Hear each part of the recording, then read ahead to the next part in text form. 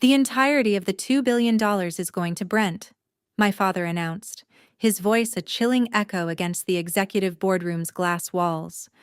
And as for you, pack your belongings. You are terminated, effective immediately. I stared at him, the air rushing out of my lungs as the weight of betrayal settled in. So, you just sold my code? I managed to ask, my voice a mere whisper in the suffocating tension of the room. My mother let out a short laugh, smoothing her expensive designer skirt with a dismissive hand. We sold our business, Gemma. Stop being so delusional and face reality. Donovan, the buyer and CEO of the colossal pharmaceutical company that had just signed the substantial check, suddenly stirred in his leather chair. He appeared increasingly uncomfortable with the unfolding family drama.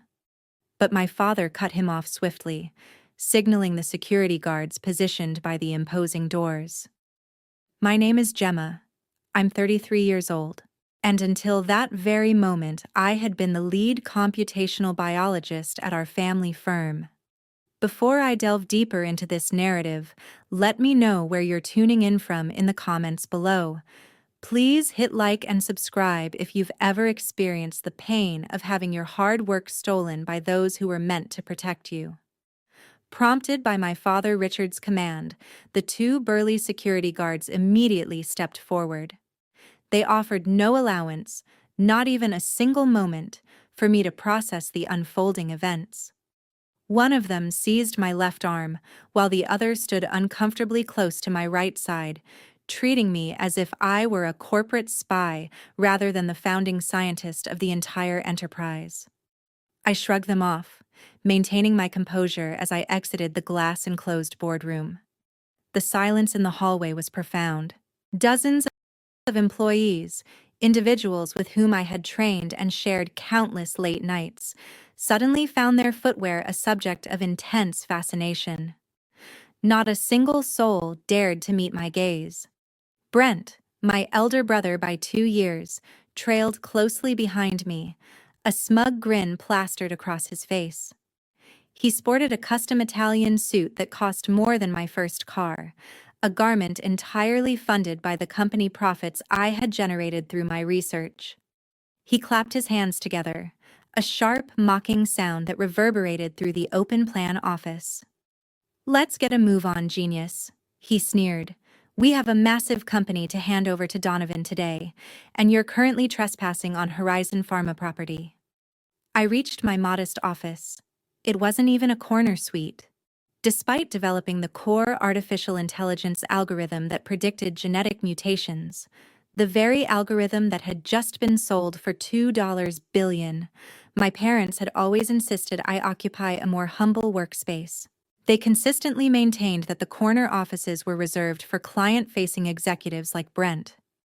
Now, a cheap cardboard box sat squarely on my desk, awaiting me. My mother, Patricia, sauntered into the room directly behind Brent. She looked immaculate, her hair perfectly coiffed, with expensive diamonds adorning her throat. She leaned against the doorframe, observing me with an expression of utter disdain. "Don't take all day, Gemma," she snapped. "We have a celebratory dinner booked at a Michelin-starred restaurant tonight, and we absolutely cannot be late just because you're dawdling." I picked up a framed photograph of my dog and carefully placed it into the box.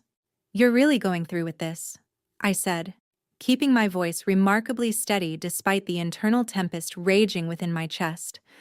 After 7 long years. 7 years I spent in the windowless basement of our old house, meticulously crafting that entire biological code from scratch. I built the predictive models while you two were vacationing in Europe. I debugged the neural networks on weekends while Brent was occupied with destroying company golf carts and expensing $1,000 bottles of champagne to the corporate account. Brent burst into loud laughter. He walked directly to my desk, snatched the employee identification badge from my lanyard, and dropped it unceremoniously into the trash can. "You were always such a dramatic little nerd," he said, leaning over my desk. "That's precisely why Mom and Dad handle the business side, and you just push buttons on a keyboard. Did you seriously think you owned any of this? You were simply an employee, Gemma, an overpaid one at that. I looked at my mother, a desperate plea in my eyes, searching for a shred of maternal instinct, a hint of guilt or remorse. There was absolutely nothing. She merely glanced at her expensive watch with a bored expression. You were given a wonderful opportunity to work for the family, Patricia stated smoothly. But you always harbored this arrogant streak. You thought because you typed up some mathematical equations, you were suddenly the boss of us all. Your father and I took all the financial risks. We built the brand from nothing. Brent managed the critical client relationships. You were merely the hired help who got a little too full of yourself. The sheer audacity of her words was staggering. They had taken precisely zero financial risks. I had used my own meager savings to acquire the initial computer servers. I had worked completely unpaid for the first 3 years while they drained the company accounts to fund their lavish Silicon Valley lifestyle.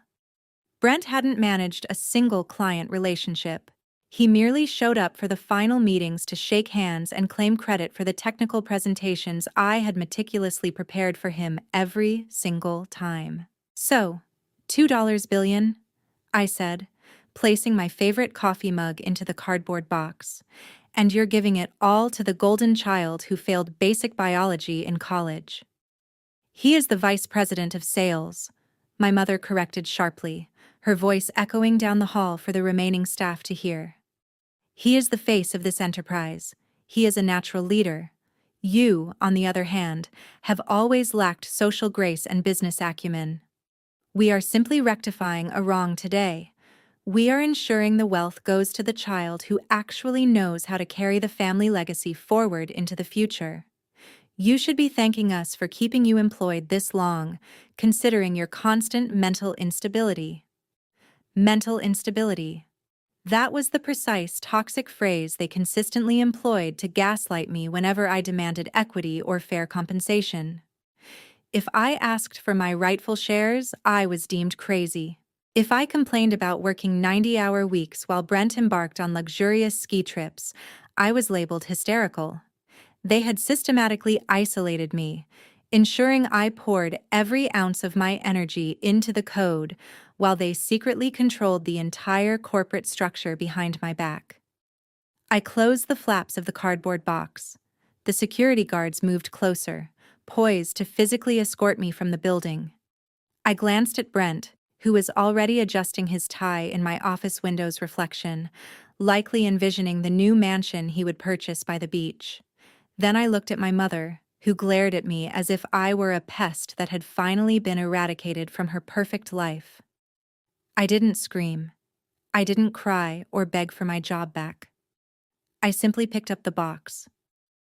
"Enjoy your dinner," I said, walking directly past them. As I rode the elevator down to the main lobby, flanked by the silent guards, I realized I no longer even possessed my company car keys. They had demanded them back the previous day under the pretense of a routine fleet inventory check. They had meticulously orchestrated this ambush. I stepped out into the damp California air, carrying my life in a cardboard box, utterly stripped of my life's work, my financial security, and my family. But as I began the long walk to the train station, a peculiar sense of clarity washed over me. They believed they had won. They thought they had cornered a $2 billion fortune and successfully rid themselves of the only person who truly understood how the system worked. They had no idea what they had just unleashed. The Bay Area's public transportation system had never felt so excruciatingly slow. I sat on a hard plastic train seat, a cardboard box resting heavily on my lap. The sharp edges of the box dug into my thighs, constantly applying physical pressure. A reminder of the humiliation I had just endured. Across from me, 2 young men in signature fleece vests loudly discussed their latest seed funding round and startup valuations. Their arrogant laughter echoed throughout the train car, sounding exactly like my brother Brent's. I stared blankly out the window as the sprawling tech campuses of Silicon Valley blurred past. Just an hour ago, I was the invisible architect of a $2 billion empire. Now I was just another unemployed passenger, clutching a box of desk trinkets. I kept my breathing perfectly even. I refused to let shock paralyze me. Panic was a useless emotion and an ineffective variable that I always excluded from my biological algorithms. My parents and brother had meticulously orchestrated my downfall. They had legally barred me from the building, confiscated my company car, and dismantled my daily routine. Yet, my intellect remained beyond their grasp. I needed to fundamentally recalibrate my life strategy and find a secure space to process the immensity of their betrayal. Most importantly, I needed my partner. My thoughts immediately shifted to Lance. We had been engaged for precisely 8 months. Lance was a senior portfolio manager at a fiercely aggressive investment firm in the financial district, brilliant with numbers, ruthless in negotiations, and far more adept at the cutthroat corporate world than anyone else I knew. When I first confided in him about the artificial intelligence code I was developing for the family business, he was the one who encouraged my late-night efforts. He always asserted that we were building a solid foundation for our future marriage. He would soothe my exhaustion, promising that the eventual payout would make the dark circles under my eyes entirely worthwhile. I envisioned his face as the train juddered to a halt at my station. Lance would be incandescent with fury on my behalf. He would abandon whatever financial portfolio he was analyzing, pour me a glass of the fine red wine we reserved for special moments, and then, seated at our kitchen island, he would pull out his laptop and begin crafting a merciless counteroffensive. He knew corporate lawyers. He understood how to exploit financial discrepancies. He would be my unwavering anchor in this sudden, devastating tempest. The mere thought of his supportive embrace lent me the strength to carry the heavy box the remaining 6 blocks to our luxury apartment building. The doorman offered his customary polite nod, though his eyes curiously flickered towards the cardboard box I carried. I managed a tight, forced smile and entered the elevator. As the digital numbers ascended to our penthouse floor, I glanced down at my left hand. The diamond engagement ring glittered under the stark elevator lights, a flawless stone symbolizing the secure, predictable future I believed I had secured. I drew a deep, steadying breath as the elevator doors slid open. I walked down the carpeted hallway, silently rehearsing the words I would use to convey the news. I was determined not to sound hysterical. I wanted to present the facts logically so we could immediately transition into problem-solving mode. I inserted my key into the lock and turned the handle. I stepped inside, anticipating the usual pristine order of our shared living space. Lance was notoriously meticulous, insisting on an impeccably organized environment that mirrored his structured financial mindset. However, the scene that greeted me brought my steps to an abrupt halt on the hardwood floor. The apartment was in utter disarray. Closet doors down the hallway stood wide open. Expensive tailored shirts, silk ties, and dry cleaning bags were haphazardly strewn across the custom velvet sofa in the living room. The drawers of the entryway console table had been pulled out and left ajar, their contents thoroughly rummaged through. For a brief, terrifying second, my analytical mind registered a home invasion. I almost dropped the box to call the police, but then I heard the heavy, rhythmic thud of footsteps emanating from our master bedroom. I proceeded slowly into the living room, the cardboard box suddenly feeling 100 times heavier in my arms. In the very center of our expensive Persian rug sat an enormous piece of luggage. Lance was forcefully shoving his designer shoes and folded suits into the massive leather travel suitcase. His golf clubs were already piled by the front door, adjacent to a stack of his personal financial documents. He wasn't packing for a brief business trip. He was evacuating the premises. "Lance," I said, my voice cutting through the apartment's tense silence. He visibly jumped, his broad shoulders tensing beneath his crisp dress shirt. He spun around to face me, He did not appear pleased to see his future wife. He made no move to take the heavy box from my aching arms. His eyes quickly shifted from my face down to the cardboard box, registering the framed photo and the office supplies protruding from the top. A dark, calculating expression washed over his handsome features, the exact same cold, predatory look he adopted when short-selling a failing stock at his investment firm. There was no warmth in the room. The comforting embrace I had desperately anticipated evaporated into the cold, sterile air. He stood up slowly, brushing a piece of lint from his trousers. He did not inquire about my well-being. He did not ask why I was home in the middle of the workday, clutching my desk belongings. He simply stared at me with an unsettling calmness that sent an instant chill through my veins. The chaotic mess surrounding the living room suddenly materialized into a horrifyingly perfect sense. The betrayal had not been confined to the glass walls of my family's boardroom. It had followed me all the way home, patiently waiting in the very heart of my supposed sanctuary. I placed the heavy cardboard box onto the cool marble surface of our kitchen island. The dull thud reverberated loudly in the tense space between us. Lance did not flinch. He didn't inquire about my day. He offered no comforting words. Instead, he reached into the breast pocket of his tailored slacks and withdrew a small velvet box. He placed it precisely on the counter, right beside the framed photograph of my dog. He flipped the lid open. My engagement ring sat within, catching the overhead light, mocking my entire existence. "Brent called me," Lance stated, his voice utterly devoid of any warmth or emotion, the exact same clinical tone he employed when liquidating a defunct corporate asset on the trading floor. "He told me everything. $2 billion, Gemma. The company was sold for $2 billion, and you left without receiving any equity. You let them play you like a total amateur." I stared at the sparkling diamond, then slowly raised my eyes to meet the gaze of the man I had intended to marry. "They stole my code, Lance. My own parents kicked me out of the building to hand the entire fortune over to Brent. I thought you would understand. I thought we would fight them in court together." Lance let out a short, harsh laugh. He zipped up his massive leather duffel bag with a sharp, decisive pull. "Fight them with what, exactly? You have no money, you have no job, you don't even have basic severance.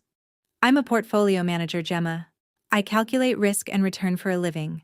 You are currently the biggest financial liability in Silicon Valley." His words struck me, but they did not break me. My analytical mind simply categorized the information, updating my understanding of his true character. He had never loved me. He had only loved my proximity to a massive tech buyout. "Brent made me a very lucrative offer," Lance continued, retrieving his heavy platinum watch from the side table and strapping it to his wrist. "He needs someone competent to manage the massive transition of the sale funds. He offered me the chief financial officer position, 7 figures in exclusive stock options within his new holding company, and a substantial signing bonus." "And the only condition," I replied, my voice dropping to a glacial chill, "was that you drop the dead weight." Lance smirked, adjusting his collar in the hallway mirror. "Brent is a complete idiot, but he has the money now. I go where the capital flows. You should have been smarter. You spent 7 years writing a brilliant biological algorithm in a basement, but you never learned how to secure the bag in the real world. You are penniless, Gemma. I cannot build an empire with a woman who allows her own family to walk all over her and take her life's work for free. You are a failure." He grasped the sturdy handle of his suitcase. The wheels rolled smoothly over the expensive Persian rug. He hoisted his heavy golf clubs onto his shoulder. He looked at me one last time, his gaze critically sweeping over my simple attire and the pathetic cardboard box resting on the counter. "Good luck figuring out your next move. You're going to need it." I did not shed a single tear. My heart rate remained perfectly steady. The initial shock had entirely dissipated, replaced by a cold, calculating focus. My brain had already completely detached from the arrogant man standing before me. He was no longer my partner. He was merely another hostile variable that required immediate neutralization. I walked over to the far end of the kitchen counter where my personal laptop rested. I opened the screen. The blue glow illuminated my face as my fingers danced rapidly across the keyboard. I executed a specific sequence of commands, accessing a highly secure, encrypted financial portal I had established months prior for my personal business ventures. Lance paused at the front door, his hand resting heavily on the brass handle. He looked back, clearly expecting to see me weeping, begging him to stay, or breaking down hysterically. Instead, I pressed the enter key with a satisfying click. "Drive safe, Lance," I said, keeping my eyes locked on the bright monitor. "By the way, you might want to call a cab. That brand new Porsche Brent promised to buy for you as a signing bonus is going to present a massive problem." "He told you he was handling the down payment this morning, right?" Lance narrowed his eyes, his grip tightening defensively on his luggage. "What are you talking about?" I turned my head to meet his gaze, a cold, victorious smile spreading across my lips. "Brent has terrible credit. He's been secretly using a corporate account to fund his lavish lifestyle, but that specific corporate account is directly linked to a limited liability company that I personally registered and control. I've just reported the card stolen and flagged the dealership transaction as highly fraudulent." Lance went completely pale, his arrogant posture crumbling in an instant. "The dealership is repossessing the car right now," I concluded, my voice dropping to a deadly even whisper. "Enjoy the walk." The morning sun pierced through the floor-to-ceiling windows of my apartment. I hadn't slept a wink. Instead, I'd spent the entire night dissecting the merger and acquisition documents between my family business and Horizon Pharma. I needed coffee before contacting my legal counsel. I walked down to the upscale espresso bar on the ground floor of my building. The barista, a young man who knew my usual order, handed me my black coffee. I tapped my primary platinum debit card against the payment terminal. A harsh beep broke the morning quiet. "Declined." The barista frowned apologetically. He wiped the terminal screen and asked me to try again. I tapped the card a second time. Another sharp beep. "Declined." I pulled out my backup credit card, a corporate account I had personally guaranteed. "Declined." A cold knot formed in my stomach, not out of panic, but out of pure, calculated realization. I stepped aside, allowing the customer behind me to pay, and pulled out my smartphone. I opened my private banking application. The loading screen spun for an unusually long time. When the dashboard finally materialized, a massive red banner glared back at me across the digital interface. "Account frozen. Please contact your branch manager immediately regarding an active court order." I walked out onto the bustling San Francisco sidewalk. The cool morning air hit my face as I dialed the direct line to my wealth manager. He answered on the first ring, his voice trembling with an uncomfortable mix of professional courtesy and sheer panic. "Gemma," he started immediately, "I am so sorry. Our legal compliance department received an emergency injunction at exactly 6 o'clock this morning. We had absolutely no choice but to comply with a temporary asset freeze on all your personal and business accounts." I kept my voice completely level. "On what grounds did a judge sign off on an emergency injunction without notifying me first?" He swallowed hard. "Your father, acting as the chief executive officer of the company, filed an expedited corporate espionage claim late last night. The legal filing alleges that you removed highly sensitive proprietary company property from the premises. They are claiming that cardboard box you carried out contained encrypted hard drives loaded with the $2 billion artificial intelligence algorithm. The judge granted a temporary freeze on your assets to prevent you from fleeing the jurisdiction or selling the allegedly stolen data to foreign competitors." The sheer audacity of the lie was breathtaking. Richard had weaponized the legal system against his own daughter overnight. He knew perfectly well there were no hard drives in that box. He knew security had watched my every single move. This wasn't a legal strategy. It was a siege tactic. They wanted to starve me out.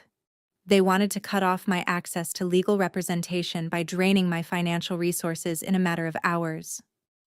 "Thank you for the update," I told my wealth manager. "Do not process any further requests from my family without my explicit verbal authorization." I ended the call and slipped my phone into my pocket. Almost immediately, the device vibrated violently against my hip. The caller identification displayed my father. I let it ring 3 times, controlling the pace of the interaction, before hitting the green button and lifting the phone to my ear. "Good morning, Gemma," Richard said. His voice was smooth, dripping with the fake paternal benevolence he always employed right before crushing a business rival.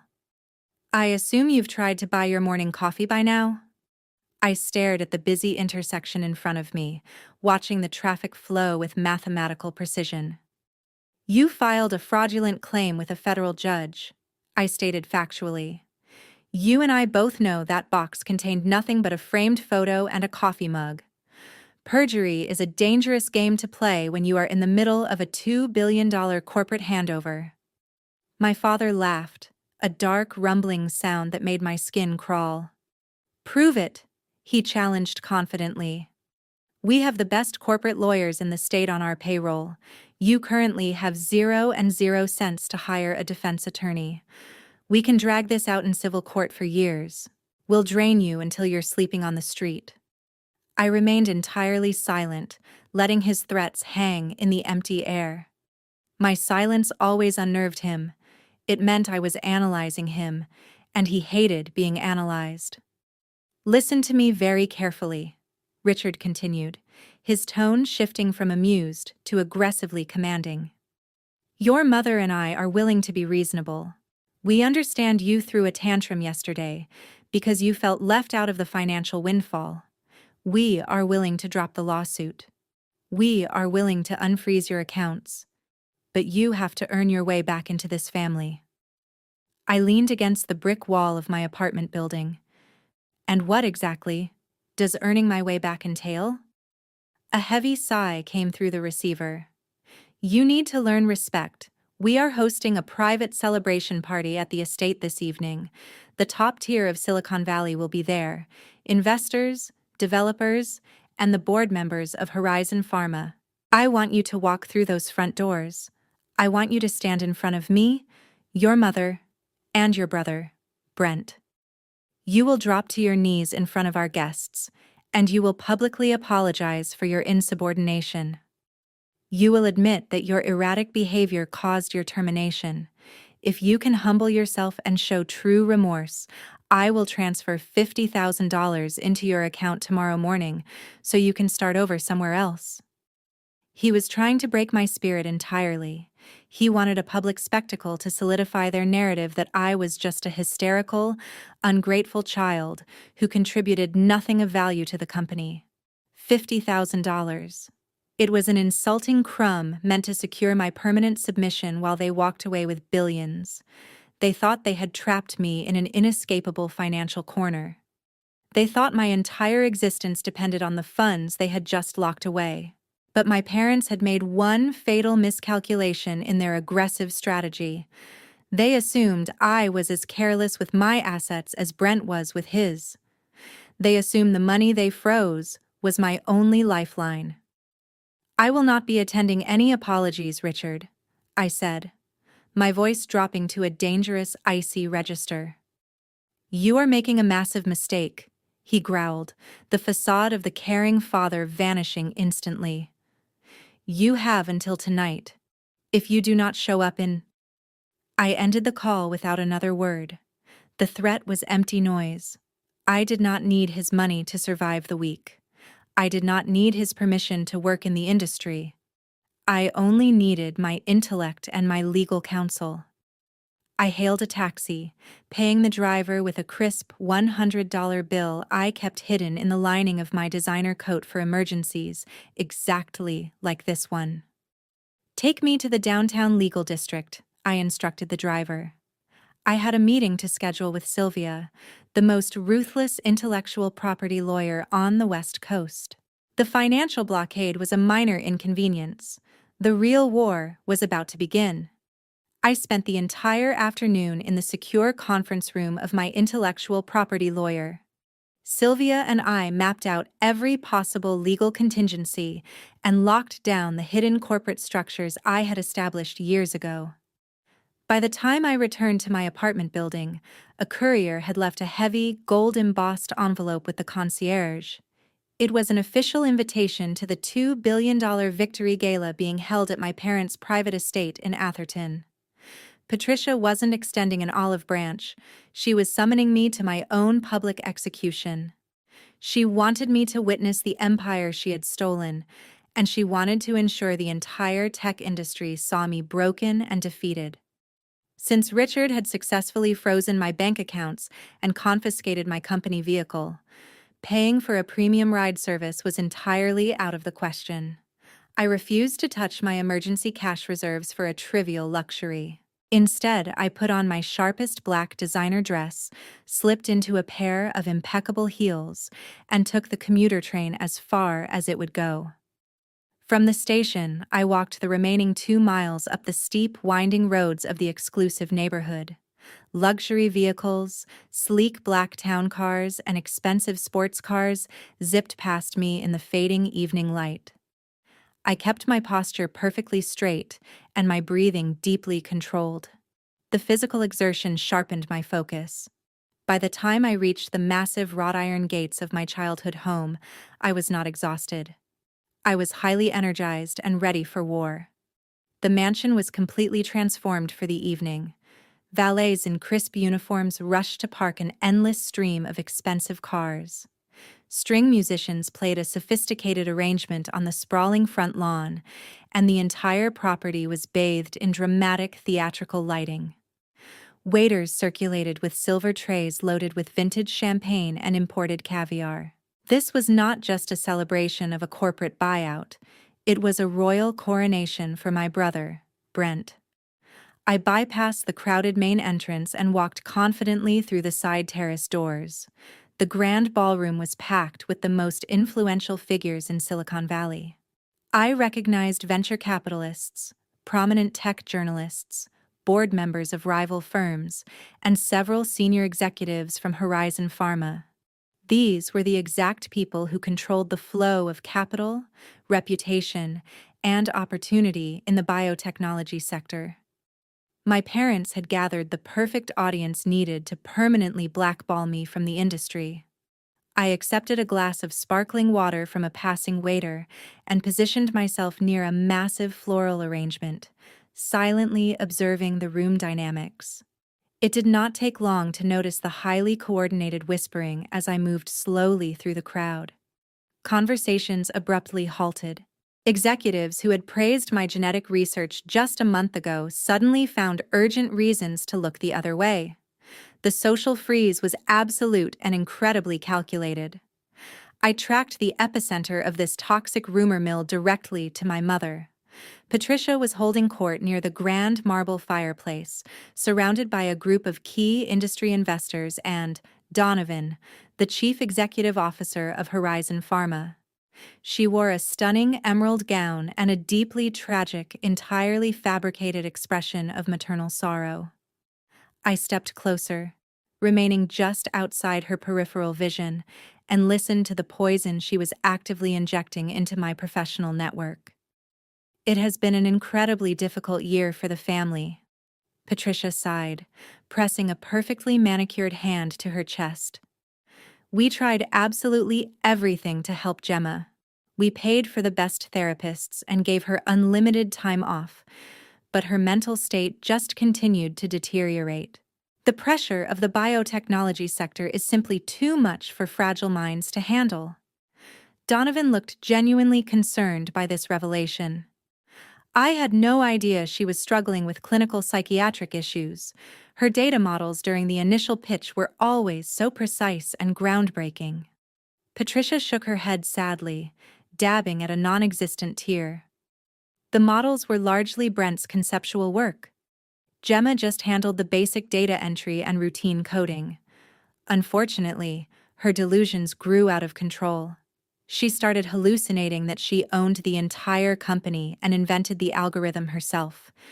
We had to let her go for her own safety and the safety of the merger. We are hoping this financial cutoff forces her to finally seek the psychiatric help she desperately needs. The absolute flawless delivery of her lie was staggering. She was systematically destroying my professional credibility, labeling me as an unstable, delusional data entry clerk.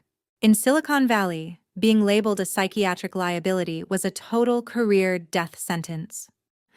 I stepped out from behind the floral arrangement and walked directly into the center of their exclusive circle. The temperature in the group dropped instantly. Patricia froze, her champagne glass hovering inches from her lips. "Good evening, Mother," I said. My voice was perfectly modulated, completely calm, and carrying just enough volume to turn heads across the room. "I apologize for missing the start of your fictional storytelling session. I had to walk here as Father illegally seized my vehicle this morning under false pretenses." The investors shifted uncomfortably, exchanging nervous glances. Donovan looked completely bewildered by the sudden sharp tension. Patricia recovered quickly, shifting seamlessly into her fake maternal concern mode. "Gemma, sweetheart, you really should not be here. You are clearly having another severe episode. We can call a doctor for you right now to get you some help." I smiled, a sharp, cold expression that made her flinch visibly. "I am perfectly healthy, Patricia. My cognitive functions are operating at maximum efficiency. I am simply here to congratulate Donovan on purchasing an incredibly expensive shell company." Donovan frowned, stepping forward with intense curiosity. "What do you mean by a shell company?" Patricia laughed shrilly, reaching out to grab Donovan's arm in a panic. "Do not listen to her, Donovan. I told you she has these paranoid delusions. Security will escort her out immediately." I did not raise my voice. I did not break eye contact with the CEO of Horizon Pharma. I just looked at him with absolute analytical certainty. A wise investor always verifies the source code before clearing a $2 billion check. "Donovan, I suggest you have your technical team run a deep diagnostic on the primary servers tomorrow morning. You might find the architecture a little lacking without the original builder." Donovan narrowed his eyes, clearly unsettled by my direct challenge. Before he could formulate a follow-up question regarding the source code, a heavy, aggressively manicured hand clamped down hard on my left shoulder. The overwhelming stench of a commercial designer cologne and expensive vintage alcohol hit my senses a fraction of a second before I heard his voice. "Gemma, there you are!" Brent boomed, projecting his voice loudly enough for the surrounding cluster of venture capitalists to hear. "We have been looking absolutely everywhere for you." His fingers dug painfully into my collarbone, a silent physical threat masked as brotherly affection. He stepped seamlessly between Donovan and me, using his broad shoulders to physically cut me off from the chief executive of Horizon Pharma. Brent flashed his signature empty, charismatic smile at the bewildered executive. "You have to excuse us, Donovan." Brent laughed smoothly. "My little sister forgot to take her medication today. Family matters, you completely understand. I will have security help her find her way back home safely." I did not struggle against his grip. Fighting him physically in the middle of a corporate gala would only validate their narrative that I was hysterical and out of control. I allowed him to steer me away from the center of the room, analyzing his elevated heart rate and the faint sheen of sweat on his forehead. He was absolutely terrified. My mere presence had disrupted their flawless victory lap, and he was desperate to neutralize the threat. Brent forcefully guided me toward the far, shadowed edge of the grand ballroom, right next to a towering, intricate ice sculpture of the company logo. We were out of direct earshot of the primary investors, but we were still highly visible to the entire room. He finally released my shoulder, grabbing a massive crystal goblet filled to the brim with a dark, heavy Cabernet from a passing waiter's silver tray. "You really do not know when to quit, do you?"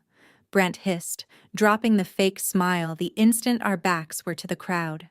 His eyes were wide with a manic, greedy energy. "You just could not sit in your miserable little apartment and accept defeat. You had to drag yourself all the way up this hill to ruin my night." I looked at him with complete clinical detachment. "I did not ruin anything, Brent. I simply offered Donovan a piece of standard technical advice. If your product works exactly the way you promised him it does, you have absolutely nothing to worry about." A muscle in his jaw twitched violently. He took a large gulp of the red wine, his hand shaking ever so slightly. "The product works fine," he spat back, "and it belongs to me now. It belongs to the family. You spent 7 years acting like you were some kind of irreplaceable genius, but you are nothing. You are a socially awkward, unlikable data cruncher who got lucky with a few lines of math. I am the one who sold this vision. I am the one who charmed the board. I am the one walking away with $1 billion trust fund." I maintained my steady, unblinking gaze. "You could not even write a basic sorting algorithm if your life depended on it," I stated factually. "You are going to burn through that money before you even understand how capital gains taxes work." His face flushed a deep, angry crimson. The truth always infuriated him because he possessed zero intellectual capacity to argue against it. He looked me up and down, his eyes locking onto the pristine, expensive white designer dress I had chosen specifically for this occasion. A dark, vicious realization settled over his features. He stepped closer, invading my personal space, holding the crystal goblet of wine directly over my chest. "Let me explain the natural order of the universe to you, Gemma," he whispered, his voice dripping with absolute venom. "I am the star of this legacy. I am the face of this entire empire. You were born just to be a background character for me. You are nothing but the grease in the gears of my success. Remember your place." With a deliberate, sharp flick of his wrist, Brent tipped the heavy crystal goblet forward. A massive wave of dark red Cabernet cascaded downward, hitting my collar and splashing violently across the front of my crisp, white silk dress. The cold liquid soaked instantly through the expensive fabric, clinging to my skin and spreading like a massive, undeniable blood stain across my chest. A collective sharp gasp echoed from the nearest group of guests. The surrounding conversations died instantly as people turned to stare at the commotion. Brent immediately threw his hands up in the air, widening his eyes in a theatrical display of horror. "Oh my God, Gemma, I am so incredibly sorry," he shouted, making sure his voice carried across the silent ballroom. "My hand just completely slipped. Let me get you a towel. You must be so embarrassed." He reached out, pretending to help, but I calmly took a half step back, avoiding his touch entirely. I looked down at the ruined silk, feeling the cold, sticky wine dripping down my skin. Then I slowly raised my head and looked directly into my brother's eyes. I did not scream. I did not burst into tears. I did not raise my hand to strike him. I simply stood there dripping in his pathetic attempt at humiliation, and I smiled. It was not a forced smile. It was a genuine, terrifying expression of absolute certainty. It was the smile of an apex predator looking at a mouse that had just eagerly walked into a steel trap. Brent's fake apology faltered instantly. The smug satisfaction drained completely from his face, replaced by a sudden, chilling confusion. He took a hesitant step back, deeply unnerved by my complete lack of emotional distress. He expected me to shatter. Instead, I was radiating an icy, untouchable power. I turned my back on him. The crowd of Silicon Valley elites instinctively parted for me, creating a wide, clear path to the exit. No one whispered. No one moved. Patricia suddenly broke from the crowd, rushing forward with a linen napkin, playing the role of the frantically concerned mother. "Oh, Gemma, darling, let me help you clean that up," she cried out. I did not break my stride. I stepped effortlessly around her outstretched hands without acknowledging her existence. I walked with my head held high, my posture immaculate, carrying the dark red stain like a medal of honor rather than a mark of shame. I pushed open the massive mahogany front doors and stepped out into the crisp, cool California night. The heavy doors closed silently behind me, cutting off the suffocating atmosphere of the gala. I walked down the sweeping illuminated driveway, the cold wind hitting my soaked dress, but I felt absolutely nothing but a soaring electric focus. I reached into the pocket of my coat and pulled out my smartphone. I dialed my intellectual property lawyer. Sylvia answered on the very first ring. "Are you safely off the property?" she asked, her voice sharp and ready. "I am completely clear of the perimeter," I replied, my heels clicking rhythmically against the pavement. "And they took the bait flawlessly. They are blinded by their own arrogance." I could hear the satisfying clack of a keyboard on her end of the line. "Give me the word, Gemma." I looked up at the clear night sky, a deep sense of absolute peace settling over my analytical mind. "Activate the Omega Protocol," I commanded, my voice cutting sharply through the quiet night. "They think they just finalized the sale of the predictive artificial intelligence algorithm. But they have absolutely no idea that they only sold a completely empty, useless interface." The sterile, temperature-controlled server room at Horizon Pharma headquarters hummed with the quiet, continuous power of a multi-million-dollar computing cluster. Donovan stood with his arms crossed tightly over his tailored suit, his sharp eyes locked onto the massive digital displays mounted across the reinforced glass walls. This was the exact moment the highly publicized $2 billion acquisition transitioned from signed legal paperwork into a tangible corporate asset. The due diligence period was officially over. It was time to integrate the most advanced biological algorithm in the world into the Horizon Pharma infrastructure. Dr. Caldwell, the highly respected Chief Technology Officer of Horizon, sat at the primary command console. His fingers flew across the mechanical keyboard with practiced precision. A team of 6 senior software engineers stood behind him, monitoring the secure data transfer from the encrypted hard drives that Richard and Brent had personally delivered to the executive suite earlier that morning. The atmosphere in the room was thick with intense anticipation. Donovan had staked his entire professional reputation on this specific merger. He had convinced his demanding board of directors that acquiring the specific genetic prediction technology would position Horizon Pharma a full decade ahead of their fiercest competitors. He remembered Brent standing in the boardroom during the final pitch, flashing that bright, charismatic smile, promising seamless integration and unparalleled data processing speeds. "We have successfully bypassed the initial security firewalls," Dr. Caldwell announced, his voice carrying a note of professional satisfaction. "The core interface is loading onto our primary servers now. The file architecture looks incredibly sophisticated." Donovan nodded slowly, a tight smile forming on his lips. "Boot it up," he commanded. "Let us see exactly what $2 billion buys us today." The massive screens at the front of the room flickered to life. A beautifully designed, sleek graphic user interface materialized in crisp, high definition. It was the exact same pristine dashboard Brent had showcased during his numerous investor presentations. The layout was incredibly intuitive, displaying complex biological modeling parameters with elegant simplicity. Donovan felt a profound surge of vindication. The technology was real, and it now belonged entirely to him. "Run the first batch of oncology genomic sequences," Donovan instructed, stepping closer to the glass partition. "Use the historical data from our lung cancer trials. I want to see the predictive mutation timeline generated in real time." Dr. Caldwell nodded, his eyes fixed intently on his monitor. He imported the massive data set into the newly installed system and clicked the execution command. A sleek loading bar appeared in the center of the main display screen. It glowed a vibrant, promising blue. The room fell completely silent, save for the rhythmic humming of the massive cooling fans, keeping the server racks at optimal temperatures.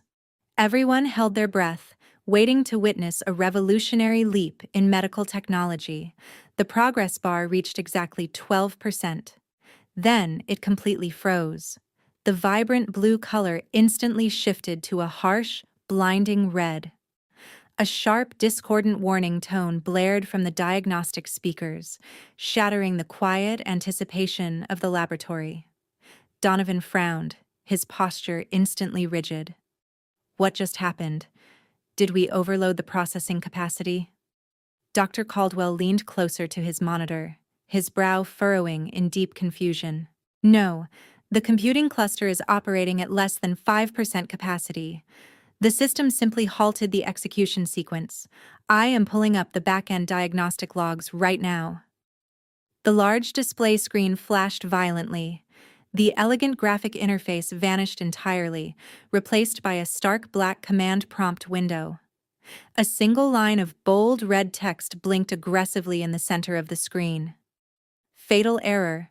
Kernel access denied. Commercial license expired. Fix it! Donovan snapped, his voice dropping to a dangerous, demanding register. We own the proprietary rights to this software entirely. Bypass the administrative lock. Dr. Caldwell's fingers hammered frantically across his keyboard. He opened multiple diagnostic windows, his eyes darting rapidly across streams of scrolling code. The confident posture he had held just moments ago completely evaporated. A cold sweat began to form along his hairline. He typed another sequence of commands, attempting to force the system to recognize their administrative credentials. The screen flashed again. Authentication failed. Revocable license terminated by primary architect. Donovan stepped directly behind his chief technology officer, his presence looming like a dark cloud. I do not pay you to read error messages, Caldwell. I pay you to integrate the asset. Where is the core algorithm? Dr. Caldwell slowly turned around in his chair. His face was entirely devoid of color. He looked like a man who had just watched a ghost walk through the server room walls. Donovan, Dr. Caldwell started, his voice barely a raspy whisper. The core algorithm is not on these hard drives. What do you mean it's not on the drives? Donovan demanded, his voice echoing sharply off the glass walls. Richard and Brent handed those drives directly to our legal team. We verified the file sizes during the initial audit. The file sizes match the audit because the drives are packed with dense, highly complex encrypted routing protocols, Caldwell explained, his hands visibly shaking as he pointed to the scrolling data on his monitor. They sold us a beautifully constructed hollow shell. The interface we just looked at is nothing but a localized visual wrapper. It does not actually process any genetic data at all. Whenever Brent ran a simulation during the pitch meetings, the interface was silently sending an external application programming interface call to a remote, highly secure server located somewhere completely outside this building. Caldwell continued swallowing hard. The actual neural network, the artificial intelligence that performs the complex biological calculations, lives entirely on that external server. We never bought the machine. We only bought a temporary digital key to access the machine. And the key? Donovan asked, his voice dropping to a lethal, icy whisper.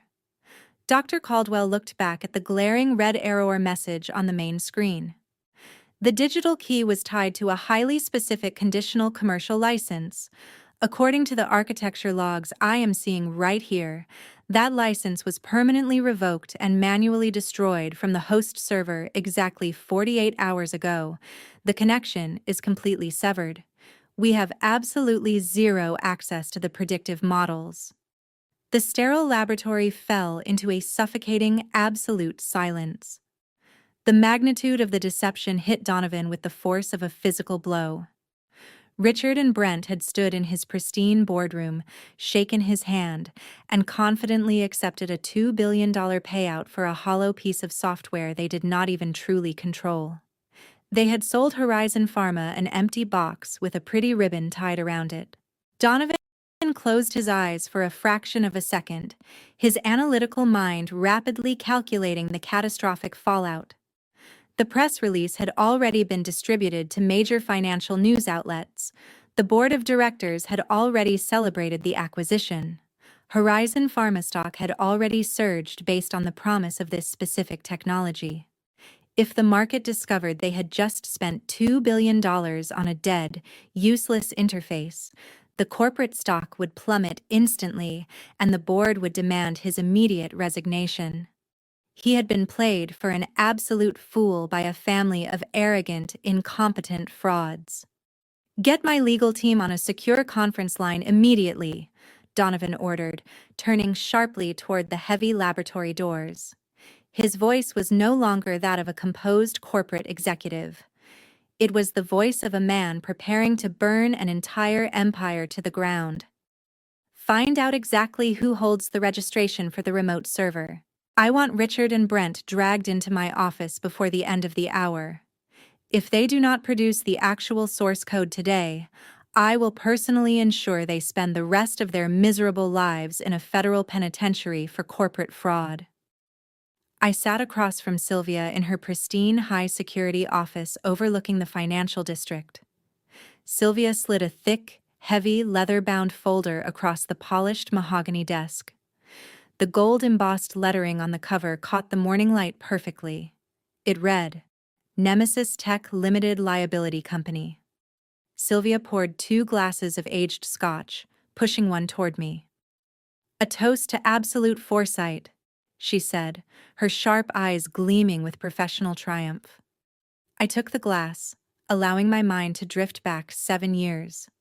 I remembered sitting in the damp, windowless basement of my parents' old house, surrounded by humming cooling fans and empty coffee cups. Even back then, long before the $2 billion valuation, I knew exactly who my father was. I knew Richard would eventually try to steal my life's work and hand it directly to his golden child on a silver platter.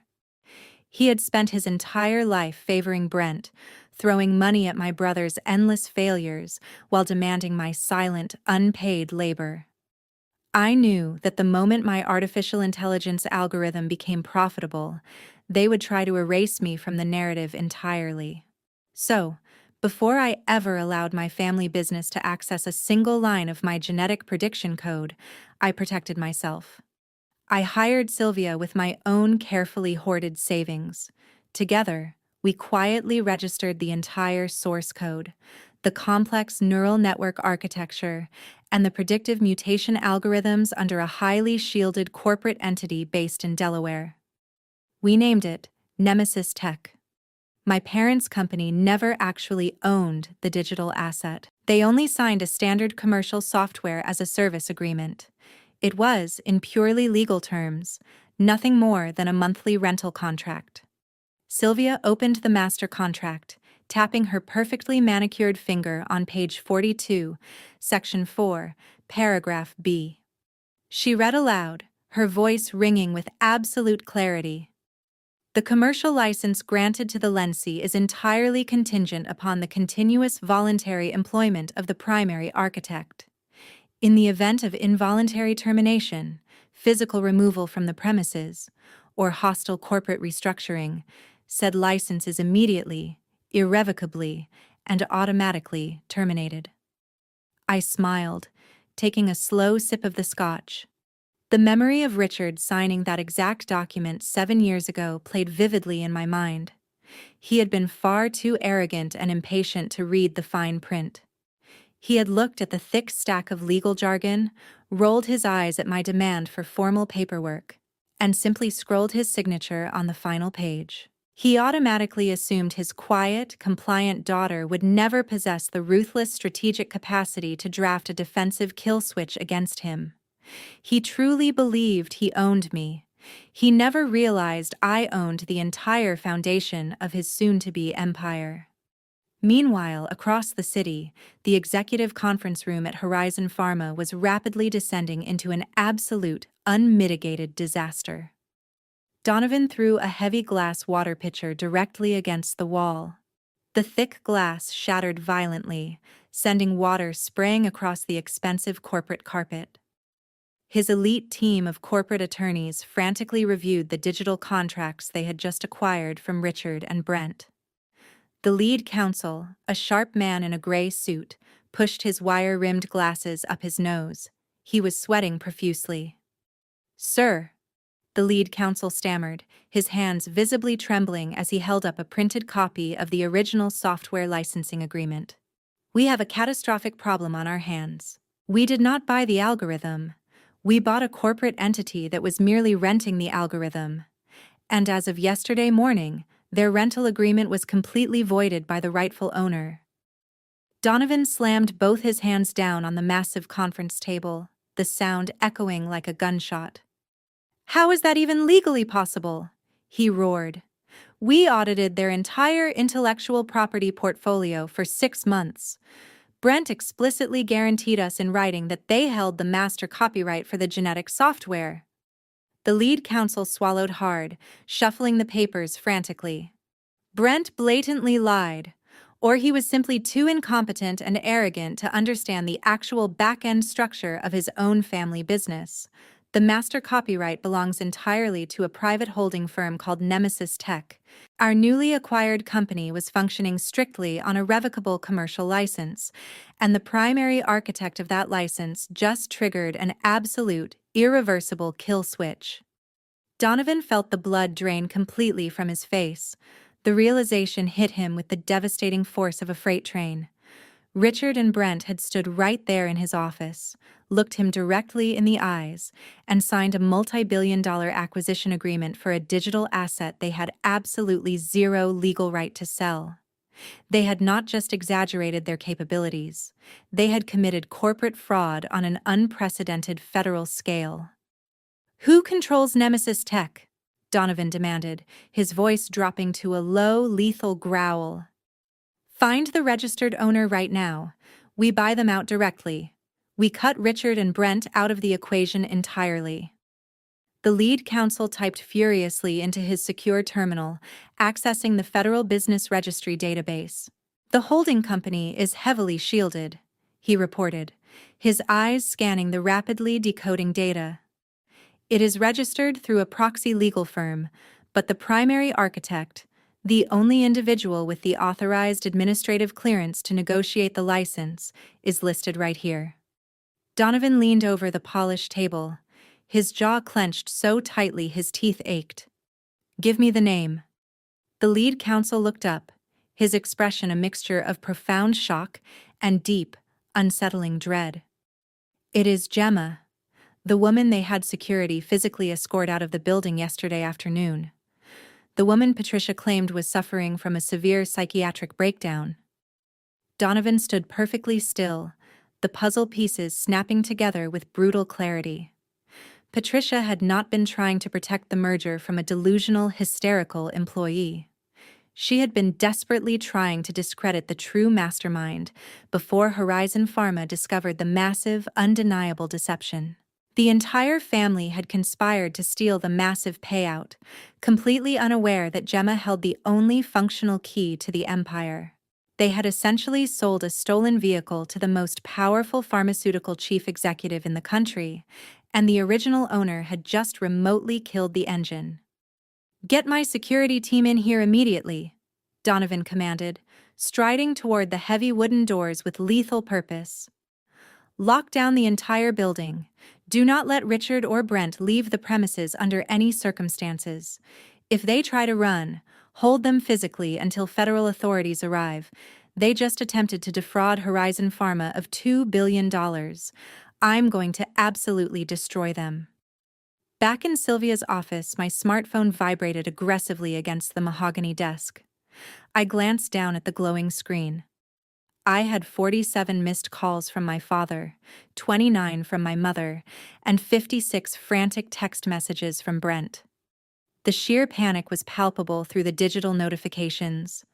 The false bravado they displayed at the gala had completely evaporated. The horrifying realization of their colossal, fatal mistake was finally settling in. Sylvia swirled the amber liquid in her glass, watching the phone screen light up with yet another incoming call from Richard. "They are drowning," she noted clinically, a cold smile playing on her lips. I picked up my phone and slid the device into my pocket without answering a single call. "Let them sink," I replied, my voice carrying absolutely zero sympathy. "They spent their entire lives treating me like a disposable, worthless asset. It is finally time they learn the actual devastating cost of doing business." Richard paced the length of his massive home office, his expensive leather shoes sinking into the imported rug. The silence in the room was suffocating, broken only by the sharp, jagged sound of his breathing. Patricia sat rigidly on the velvet sofa, her face entirely drained of color. Brent stood by the window, nervously chewing on his thumbnail. The speakerphone on the mahogany desk had just disconnected, but Donovan's final words still hung in the air like a physical weight around their necks. Donovan had not yelled. He had spoken with the chilling, calculated precision of an executioner reading a death sentence. He gave them exactly 48 hours. If the artificial intelligence network was not fully operational and legally transferred to Horizon Pharma within that precise time frame, Donovan promised to hand over every single fraudulent contract to the Federal Bureau of Investigation. He made it completely clear that he would not just sue them for financial damages. He would ensure they all served maximum sentences in a federal penitentiary for wire fraud, intellectual property theft, and corporate deception. "How could you not know?" Richard suddenly roared, slamming his fist down on the heavy wooden desk. He pointed a trembling finger directly at his golden child. "You told me you audited her work. You looked me right in the eyes and said you had total control of the system." Brent backed away from the window, raising his hands defensively. "I did control the system," Brent argued, his voice pitching upward in panic. "I had all the administrative passwords. The interface was working perfectly yesterday morning when we ran the simulation for the board. How was I supposed to know the little freak had a remote kill switch buried deep inside the back-end architecture? I'm a sales executive, not a computer programmer." Patricia pressed her hands against her temples, trying to stop the room from spinning. "We are going to lose everything," she whispered, her voice cracking under the sheer terror of impending poverty. "The mansion, the country club memberships, the offshore accounts. It will all vanish. Donovan will freeze our assets before the sun goes down tomorrow. The government will seize this house and auction off everything we own." "We are not losing anything," Richard snapped, though the sweat pouring down his face betrayed his escalating panic. "We just need to force her to turn the machine back on. We call her. We offer her the old job back with a small raise, and we tell her this was all a massive misunderstanding. She's family. She'll cave. She always caves when we apply enough pressure." Brent pulled out his smartphone, his fingers slipping nervously on the glass screen. He hit the speed dial for his sister. The phone rang, its mechanical pulse echoing loudly in the silent office. It rang again and again. It went straight to a generic voicemail box. "Pick up the phone, Gemma," Brent yelled into the receiver, pacing rapidly across the room. "This is not funny anymore. You've made your point. Dad is willing to negotiate your severance package and give you a promotion. Call me back immediately." He ended the call and dialed again, sent directly to voicemail. "She's ignoring me," Brent said, staring at his screen in disbelief. Patricia snatched her own phone from her designer handbag. "Let me try," she demanded, her perfectly manicured fingers shaking uncontrollably. She dialed the number and waited with bated breath. "Gemma, sweetheart, it's Mom. We are so worried about you. Please pick up the phone. We know you're upset about how things were handled yesterday, but we are a family. Families fight, but we always forgive each other in the end. We need you to come back to the office right now. We have a very special bonus waiting for you." Nothing. No response. The digital silence was absolutely deafening. Richard ripped his phone from his pocket, abandoning any pretense of paternal warmth. He left a message that was pure, desperate rage. "You listen to me right now. You are going to log into that server and you are going to restore the access keys. If you do not fix this within the next hour, I am going to make sure you spend the rest of your life paying for the damages. You hear me? Call me back immediately. Call me." The hours ticked by with agonizing slowness. The sun began to set over their sprawling estate, casting long, dark shadows across the manicured lawn. The luxurious life they had built on the foundation of my unpaid labor was rapidly crumbling before their very eyes. Brent threw his phone against the wall in a fit of absolute despair. The device shattered into a dozen pieces, much like their fraudulent corporate strategy. "She blocked us," Brent gasped, sinking onto the sofa next to our mother. "She blocked every single one of our numbers. I cannot reach her through email, and her personal social media accounts are completely deactivated." Patricia covered her face with her hands, a harsh sob escaping her throat. "She planned this," Patricia cried, the horrifying realization finally taking root in her mind. "She knew exactly what we were going to do to her, and she laid a trap for us. We walked right into it blindly." Richard stared blankly at the wall, the blood completely drained from his face. For the first time in his arrogant, ruthless life, he was utterly powerless. He had sold a $2 billion ghost to the most dangerous man in the pharmaceutical industry. He had 36 hours left on the clock before the federal agents would kick his front door down. "We have to go to her apartment," Richard commanded, his voice trembling with sheer, unadulterated fear. "We drive there right now, and we do not leave until she gives us the code. Whatever she demands, we give it to her. We have absolutely no other choice. We are completely at her absolute mercy." My apartment was a fortified command center of absolute digital supremacy. 6 curved, ultra-high-definition monitors illuminated the darkened room with a constant, cascading stream of encrypted data. The low, steady hum of my custom-built processing units provided a comforting rhythm, masking the sounds of the bustling city streets far below. I stood in the center of the expansive living space, breathing in the rich, earthy aroma of the dark roast espresso brewing in the kitchen. Outside my reinforced windows, the San Francisco skyline glittered with the cold, bright lights of 1,000 tech companies. Inside, I was the sole, undisputed sovereign of my own biological algorithm empire. I walked over to the sleek kitchen island and poured the steaming black coffee into my ceramic mug. The heat radiated deeply through my palms, grounding me in the present moment. I took a slow, deliberate sip, letting the bitter caffeine sharpen my already heightened senses. Moving back to my primary command station, I settled into my ergonomic leather chair. The central monitor displayed a live, real-time feed of the authentication logs from the Nemesis tech servers. It was an absolute masterpiece of pathetic corporate desperation. For the past 3 hours, I had been monitoring a relentless sequence of failed login attempts.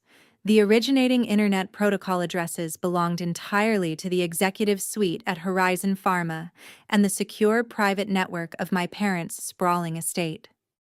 Richard and Brent were commanding their highly paid information technology teams to brute force their way into my architecture. They were throwing every single cyber weapon they possessed at my firewall. It was exactly like watching toddlers trying to break into a titanium bank vault with plastic spoons. They lacked the foundational mathematical comprehension of it since I initiated the global communication block on their personal numbers.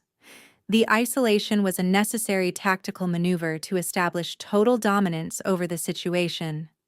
But now the timing was strategically optimal to let them peek over the precipice of the abyss they had eagerly dug for themselves.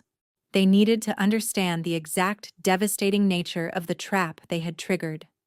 I picked up the device and navigated smoothly to my contact settings. With a single, decisive tap, I removed the digital restriction on Brent's specific cellular number. I placed the phone back down on the desk and waited. I knew his psychological profile flawlessly. He was a creature of absolute impulse, driven entirely by unrestrained ego and a lifelong lack of consequences. He would be redialing and messaging constantly, desperately hoping for a crack in my defenses. It took less than 40 seconds. The smartphone vibrated violently against the hard desk surface. The screen lit up instantly with a massive barrage of incoming text messages. They flooded the display in rapid succession, a pure digital manifestation of his complete mental breakdown. I did not pick up the device immediately. I let it vibrate, watching the notifications stack up one by one. Finally, I reached out and opened the encrypted message thread. The progression of his texts was a textbook study in clinical narcissism colliding head-on with catastrophic failure. The first message read, "Gemma, you need to turn the servers back on right now. Dad is absolutely furious. Donovan is threatening to cancel the entire deal and sue us into oblivion. Stop playing these childish games before you ruin everything we worked for." I took another sip of my hot coffee. The sheer, blinding audacity was almost highly entertaining. I scrolled down smoothly to the next block of frantic text. "Gemma, answer me right now. We are willing to negotiate terms. Father said he'll double your severance pay immediately. He'll transfer you $100,000 today if you just send the administrative passwords to my email. We can put all this behind us. You're ruining a family legacy over a petty grudge. $100,000. They were offering me a microscopic, insulting fraction of the $2 billion they had just attempted to steal from my intellectual property. They still genuinely believed they could purchase my silent submission with the spare change from their couch cushions. They still viewed me as the obedient, desperate girl trapped in the basement, begging for scraps of validation. The final message, sent just moments after I unblocked his number, abandoned all pathetic pretense of corporate negotiation. The rising panic had morphed entirely into pure, unadulterated venom. It was the desperate, aggressive thrashing of a man who realized his golden parachute was actually an anvil strapped directly to his chest. "Listen to me very carefully, you ungrateful little thief," Brent wrote, his words practically screaming off the illuminated screen. "I have the best corporate security team in the state tracing your location right now. You stole highly sensitive company data. I am calling the San Francisco Police Department. I am calling the federal authorities. You committed cyber terrorism against this family and against Horizon Pharma. Turn the system on right now, or I swear I will have the police kick your door down and drag you out in handcuffs for data theft. You are going to rot in a federal prison cell." I read the aggressive words twice, letting the absolute magnitude of his delusion wash over me completely. He genuinely believed his empty, hollow threats still held power over me. He thought the mere word police would send me scrambling to comply with his demands. He was entirely, blissfully oblivious to the reality that he was the one standing directly in the extremely bright spotlight of federal fraud. I set my coffee mug down on the desk. My hands were perfectly steady. My heart rate was slow, measured, and entirely controlled. I did not feel a single ounce of fear or intimidation reading his violent messages. I felt only the absolute, undeniable power of owning the complete truth. I placed my fingers over the digital keyboard on my phone screen. I did not write a lengthy, emotional explanation. I did not defend my actions, explain my genius, or argue about the toxic family legacy. I simply delivered the cold, hard, inescapable facts of their impending destruction. I typed the response with methodical, ruthless precision. "Call them," I typed. "I highly encourage it. Let us see exactly who the Federal Bureau of Investigation handcuffs for attempting to steal and sell $2 billion worth of intellectual property they never legally owned." I hit the send button. The message bubble turned a bright, solid blue, accompanied by the tiny notification that it had been delivered successfully. I locked the screen and tossed the phone casually onto the leather sofa. I turned my attention back to the glowing monitors, watching the failed login attempts continue to cascade uselessly across the screen, knowing that the golden child was currently staring at his phone, realizing he had just completely destroyed his own life. The aggressive, rhythmic pounding on my front door echoed through the quiet, controlled space of my apartment. It was not the polite knock of a neighbor or the quick tap of a delivery driver. It was the heavy, entitled strike of a man who believed every single door in the entire world should automatically open for him upon his arrival. I did not flinch. My heart rate remained perfectly steady. I simply shifted my gaze from my glowing monitors to the high-definition security camera feed displayed on my secondary screen. Richard stood in the hallway. My father looked entirely different from the impeccably groomed, arrogant chief executive who had ordered armed security to throw me out onto the street just 48 hours ago. His expensive silk tie was yanked loose around his neck. His face was flushed with a frantic, unhealthy shade of crimson. He was sweating profusely, shifting his substantial weight from side to side like a trapped animal rapidly running out of oxygen. He raised his clenched fist to strike the heavy wood of my door again. I walked to the entryway with measured, deliberate steps. I unlocked the deadbolt and pulled the door open. I did not greet him warmly. I did not step aside to welcome him into my private sanctuary. I stood squarely in the frame, projecting absolute, immovable authority. Richard pushed his way inside anyway, using his sheer physical bulk to force past me into the living room.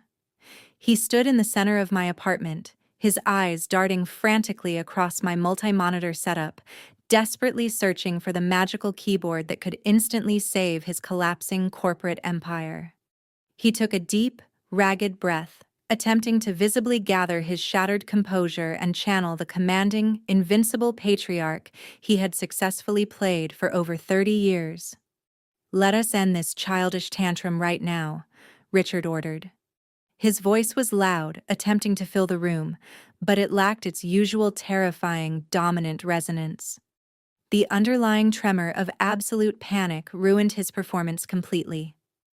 "You have made your point loud and clear. You proved you are exceptionally clever. Now it is time to act like an adult. Put your petty grievances aside and protect the family business." He reached inside his wrinkled suit jacket. His hand was trembling so violently that he struggled to retrieve his leather-bound checkbook from his breast pocket. He pulled out a pre-written check and slammed it down onto my kitchen island with a loud, aggressive smack.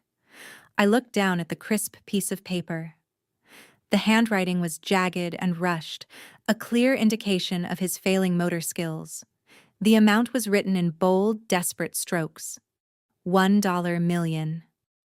1 million.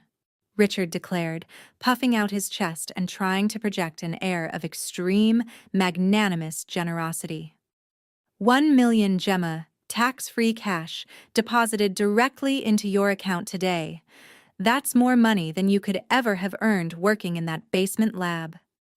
All you have to do is sit down at that computer terminal, restore the commercial license to Horizon Pharma, and sign a standard non-disclosure agreement. We will even let you retain your prestigious title as lead researcher. You take the money, you fix the glitch you created, and we go back to being a happy, functional family. I stared at the piece of paper, then slowly raised my eyes to meet his. The sheer, blinding audacity of his offer was almost comical. I did not blink. I did not express a single ounce of gratitude for his pathetic bribe. "You sold my intellectual property for $2 billion, I stated, my voice dropping to a lethal, icy calm that filled the entire room. "You attempted to steal my entire life's work to buy a luxury yacht for your useless son. And now, when the federal authorities are breathing directly down your neck, you think you can purchase my permanent submission with exactly 0.05% of the total acquisition value. You are not just a brazen thief, Richard. You are a profoundly terrible negotiator." The color completely drained from his face. The commanding patriarch vanished instantly, leaving behind a terrified, desperate old man. Facing the absolute destruction of his legacy, he took a stumbling step forward, abandoning his aggressive posture entirely. He raised his shaking hands in a placating, pathetic gesture of surrender.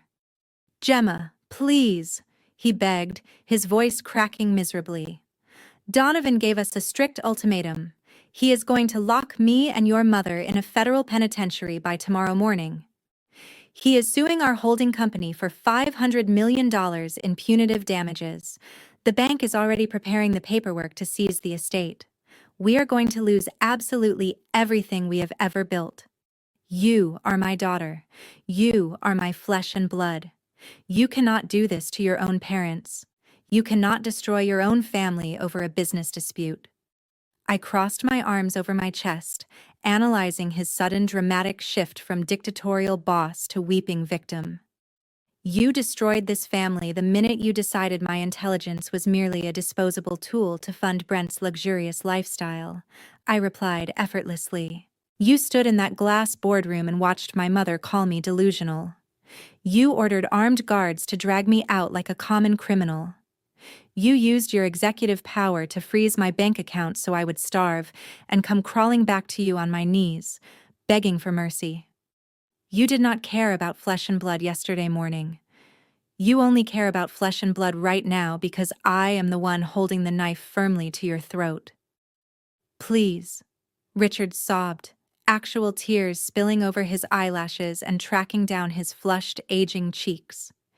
He fell heavily to his knees, his expensive slacks hitting the hardwood floor. "I will give you 5 million. I will give you 10 million. Just give me the access code. I am begging you on my hands and knees, Gemma. Please save me." I stepped forward and picked up the $1 million check from the marble counter. I held it gently between my fingers, letting the heavy silence stretch out, forcing him to stew in his own pathetic misery. "For 33 years, I said quietly, I lived in the dark, so your golden child could stand in the sun. You told me my science was entirely worthless unless it had a male face to sell it to the board. You told me my sole purpose in life was to quietly support the family legacy from the shadows. You demanded my respect, my absolute obedience, and my permanent silence. But you forgot one crucial detail about raising a brilliant, silent daughter in a basement." Richard stared up at me, his chest heaving, his eyes wide with desperate, animalistic terror. "I learned exactly how to build the foundational architecture of your entire world," I continued, my gaze piercing straight through his hollow, selfish soul. "And I learned exactly how to successfully demolish it with a single keystroke." I gripped the edges of the check. With a slow, deliberate motion, I tore the thick paper directly down the middle. The ripping sound was exceptionally loud in the quiet apartment. I stacked the two halves together and tore them again. I let the shredded pieces flutter from my fingers, watching them fall like snow onto the kitchen floor, right next to his trembling hands. "Your money holds absolutely zero value in my apartment," I stated coldly. "Your parental authority is completely void. You are currently kneeling in the presence of the Chief Executive Officer of Nemesis Tech, and I do not negotiate with corporate fraudsters under any circumstances." Richard let out a strangled, agonizing gasp, burying his face in his hands. "Get out of my home," I ordered, pointing directly toward the hallway door. "And you might want to call your elite defense attorneys immediately. Donovan is not known for his patience, and your 48-hour window is rapidly closing." The shredded pieces of my father's $1 million check were still resting on the kitchen floor when the security intercom buzzed for the second time that afternoon. I glanced at the surveillance feed displayed on my far-left monitor.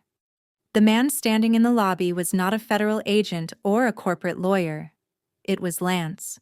He looked absolutely wretched. His normally immaculate posture had completely collapsed.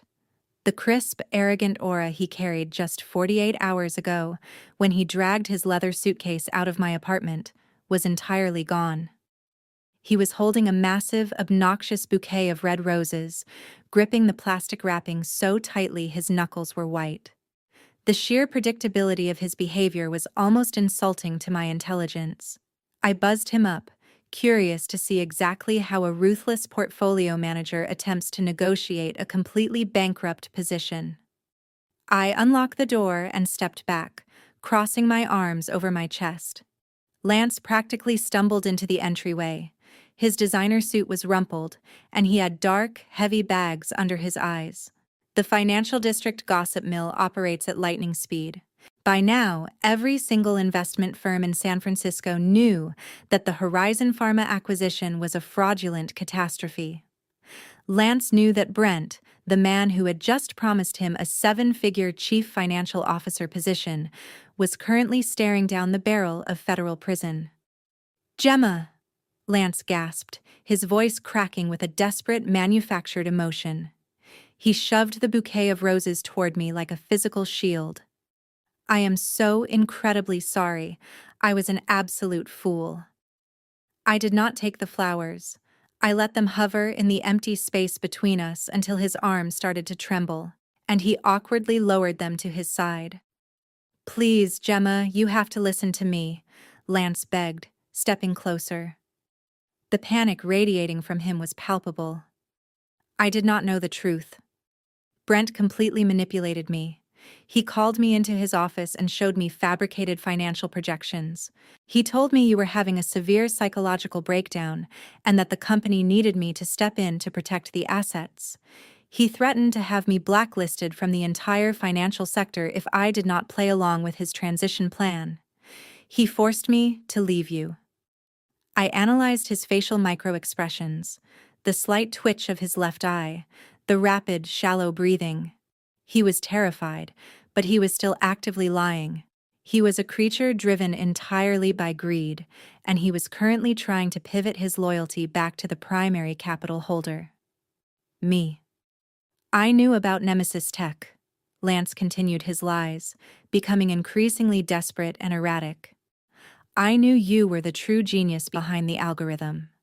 I was just trying to infiltrate their inner circle so I could gather evidence for you. We are a team, Gemma. We have always been a team. Now that you have full control of the $2 billion asset, we can build our own empire. I can manage the wealth. I know the exact investment vehicles to maximize your returns. We can dominate this city together. To my absolute disgust, Lance suddenly dropped to his knees right there on the hardwood floor. He clasped his hands together in a theatrical display of remorse, looking up at me with wide, pleading eyes. The man who had mocked my cheap clothes, the man who had called me a financial liability, was now literally groveling at my feet. "I am begging you, Gemma," he cried, forcing a single tear to fall down his cheek. "Take me back. I love you. I have always loved you. I was just confused and manipulated by your toxic family." I maintained complete, unbroken silence. I did not yell. I did not list his betrayals. Explaining my feelings to a parasite is a massive waste of cognitive energy. Instead, I turned away from his pathetic display and walked calmly over to my desk. I picked up a thick, heavy manila envelope that my legal team had couriered to me earlier that morning. I walked back to where Lance was kneeling and dropped the envelope directly onto the floor in front of his knees, the heavy paper slapped against the wood. Lance looked down at the envelope, his fake tears instantly stopping. He hesitated, his survival instincts finally kicking in. Sensing a trap, he slowly reached out with trembling fingers, opened the metal clasp, and pulled out the thick stack of legal documents inside. His eyes scanned the first page, the color completely drained from his face, leaving him looking like a corpse. He flipped frantically to the second page, then the third, his breathing becoming sharp and ragged. "What is this?" he choked out, his voice barely a whisper. I looked down at him with absolute, freezing detachment. "That is a formal demand for immediate payment in full," I stated clearly. "You see, Lance, When Brent promised you that brand new Porsche as a signing bonus, he needed a clean credit profile to secure the initial vehicle release from the dealership. His own credit is completely destroyed by outstanding corporate debts. Since I flagged my stolen corporate card and halted the down payment transaction, the dealership financing department immediately defaulted to the primary guarantor on the vehicle lease agreement.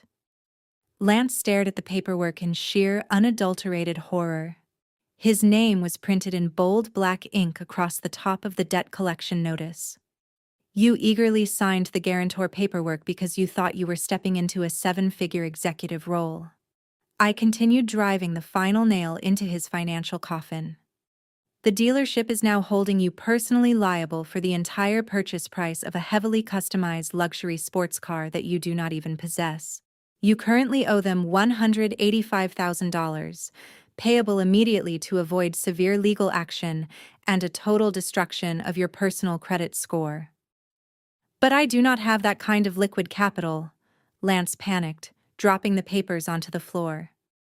I cannot pay this. If I get a massive default on my record, I will lose my portfolio manager license. I will be completely ruined. I will never work in finance again. Lance scrambled to his feet. He looked at me, his eyes wide with a mixture of terror and sudden blinding realization that he had just played the worst hand of his entire professional career. He opened his mouth to beg again, to plead for mercy, but the absolute 0 degrees temperature in my eyes stopped him dead in his tracks. He knew there was no negotiation. The market had spoken, and his stock had crashed to zero. He grabbed his pathetic bouquet of roses from the console table and stumbled out into the hallway. His shoulders slumped in total, devastating defeat. I slammed the heavy door shut, locking the deadbolt with a satisfying metallic click. The apartment was finally purged of his toxic presence, but the war was not entirely over. My monitors suddenly flared with a new, aggressive red warning light. Brent was out of legal options, and he was now resorting to something far more dangerous. The secondary monitor on my far right illuminated with a harsh, pulsing crimson glare. It was a highly specific threat detection protocol I had written months ago. The system was designed to silently flag unauthorized, forceful penetration attempts directed at the encrypted local network of Nemesis Tech. I walked away from the locked front door and settled back into my ergonomic leather chair. My fingers rested lightly on the mechanical keyboard. I did not feel panic. I felt an intense, clinical fascination. Brent was completely out of time, completely out of money, and completely out of legal maneuvers. Donovan had trapped him in a corner with the threat of a massive federal lawsuit and imminent prison time. My brother had always been a creature of pure impulse. When his fragile ego was threatened, he invariably resorted to brute force. Since he could not physically intimidate me into handing over the artificial intelligence algorithm, he had opted for the most dangerous and illegal route available in Silicon Valley: corporate espionage. I pulled up the primary security dashboard. The incoming traffic was heavy, coordinated, and incredibly aggressive. This was not a standard automated phishing script. This was a highly targeted, multi-layered cyber attack. Brent possessed the technical aptitude of a rock. He could barely format a basic spreadsheet without asking an intern for assistance.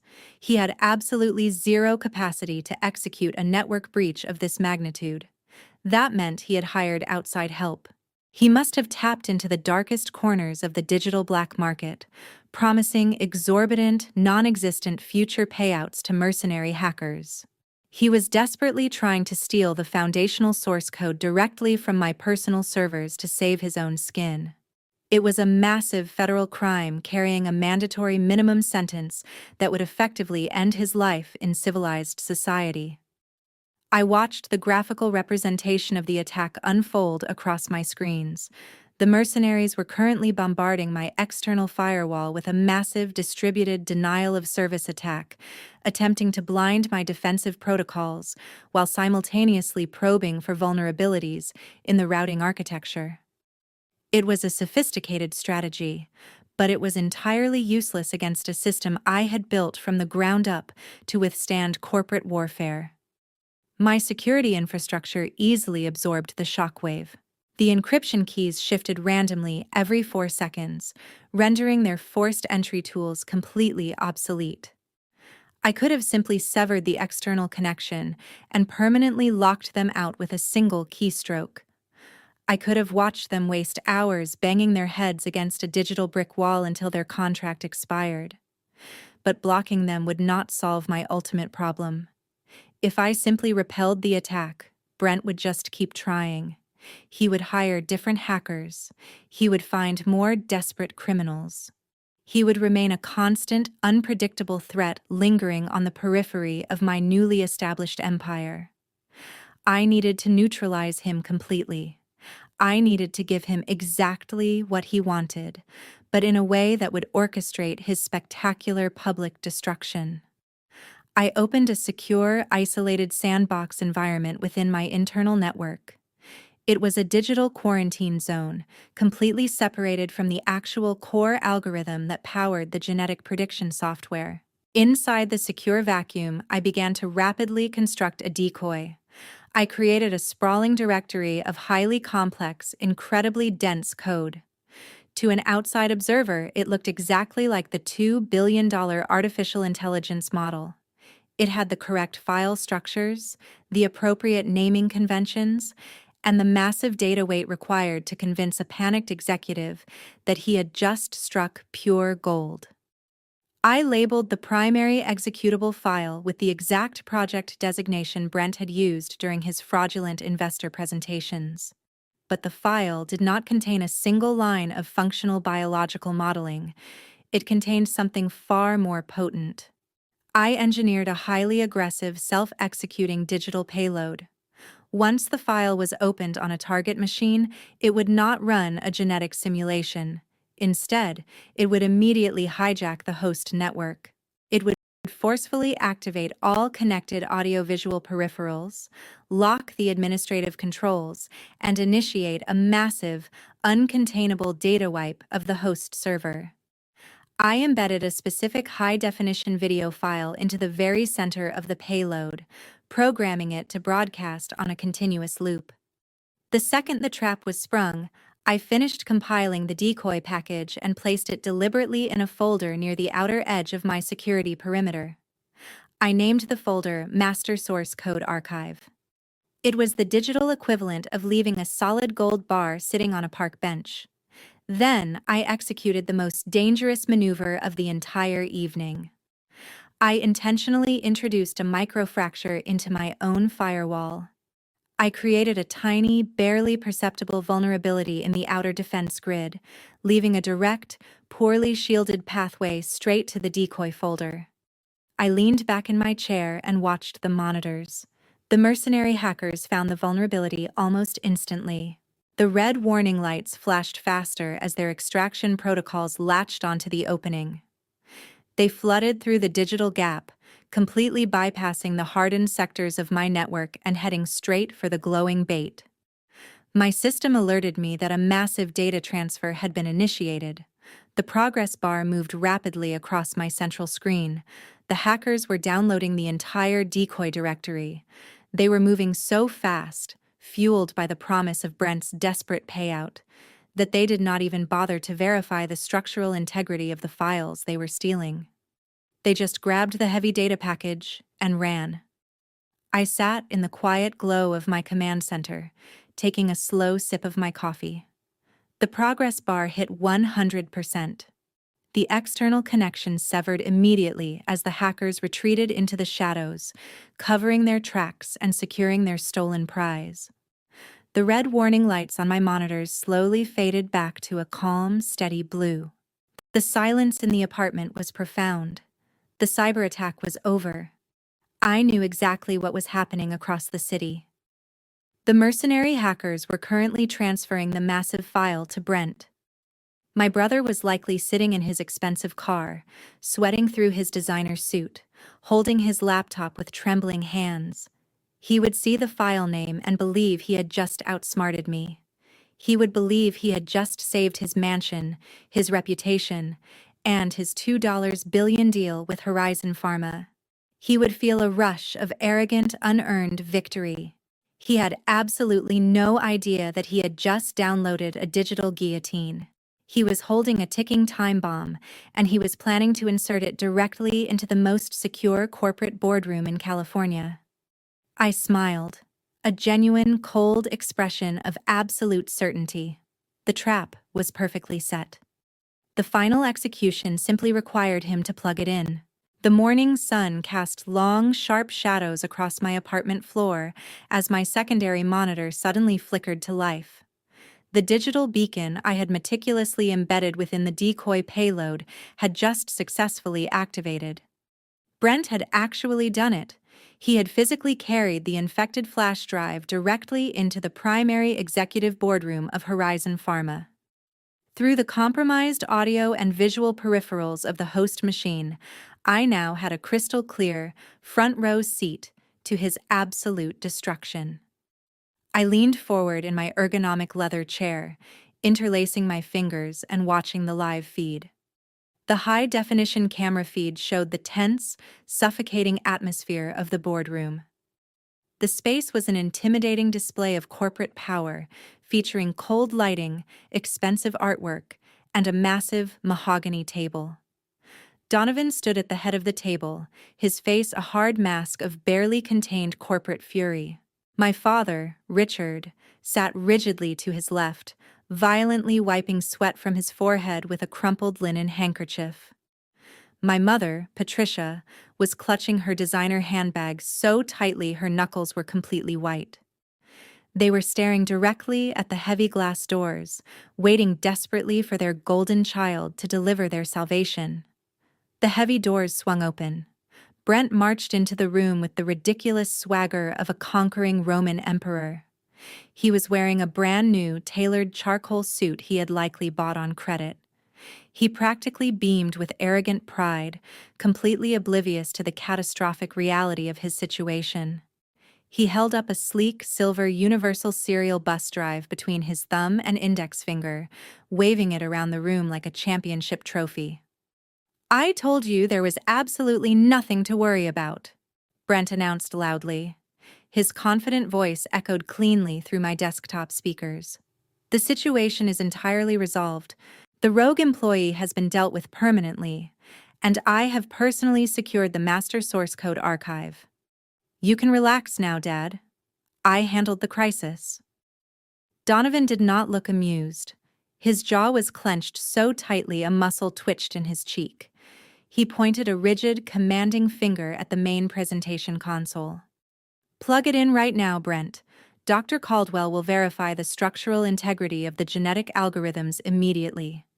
If this is another one of your elaborate, time-wasting delays, I am having federal marshals arrest you in this very lobby for criminal fraud."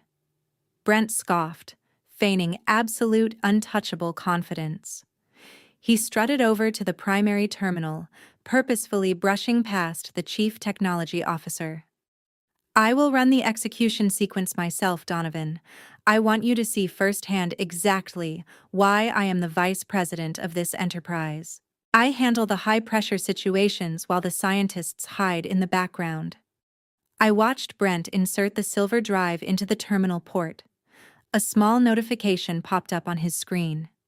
He eagerly navigated to the folder labeled Master Source Code Archive. He paused for a fraction of a second, likely anticipating a massive round of applause, before he double-clicked the heavily encrypted executable file I had meticulously designed for him. "It is loading now," Brent declared with a massive, triumphant grin, turning to face his audience. "You are about to see the greatest biological predictive model on the planet." He was technically right. They were about to witness a spectacular execution, just not the one he promised. For a single agonizing second, the massive presentation screens across the boardroom went entirely pitch black. Richard let out a sharp gasp. Patricia gripped the edge of the polished table. Donovan stepped forward, his eyes narrowing into deadly, calculating slits. Then the screen snapped into brilliant 4,000 pixel resolution. It was not a sleek, intuitive genetic modeling interface. It was raw security camera footage. The video played in stark, undeniable, and brutal clarity. It showed the dimly lit underground parking garage of a city industrial complex on the edge of the city. The timestamp, glowing brightly in the corner, confirmed it was recorded at exactly 3 o'clock this morning. Brent was standing next to a sleek black luxury vehicle, nervously handing a thick, heavy leather briefcase full of banded $100 bills to a man wearing a dark hooded sweatshirt. The audio kicked in, perfectly amplified by the state-of-the-art surround sound system of the Horizon Pharma boardroom. "I do not care how many firewalls she has." Brent's voice boomed from the overhead speakers, echoing loudly enough to rattle the glass walls. "You hack into my sister's personal servers and you rip that source code out tonight. I am paying you to completely destroy her network. Do not leave a single trace behind. I want her entire digital life ruined." The color vanished instantly from Brent's face.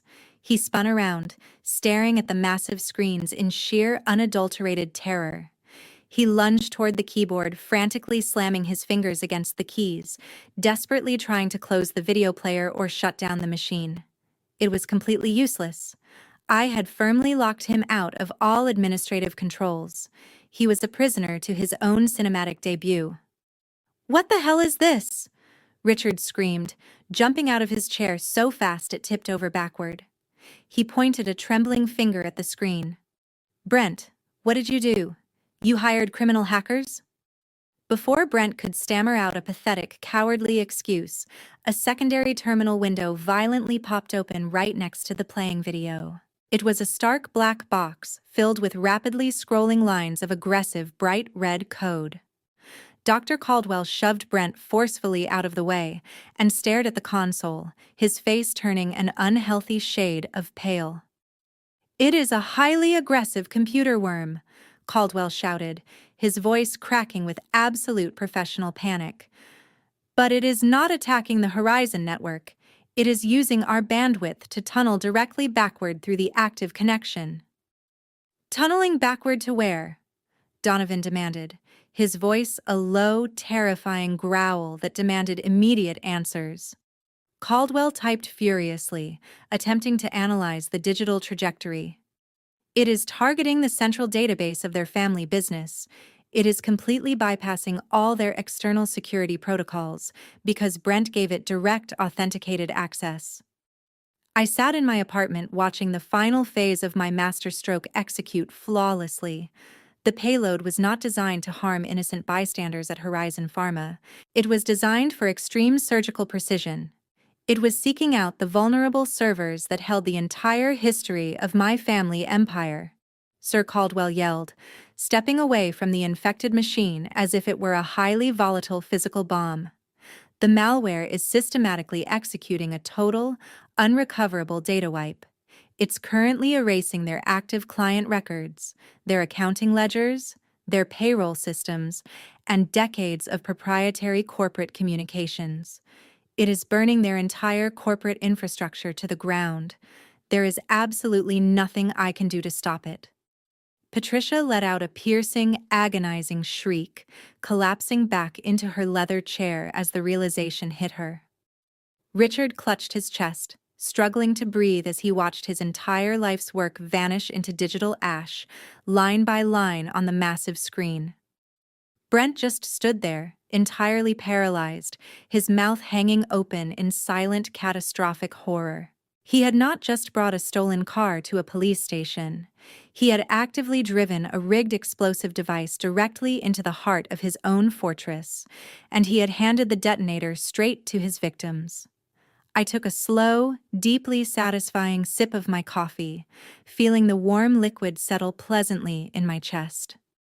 The golden child had finally received exactly what he paid for.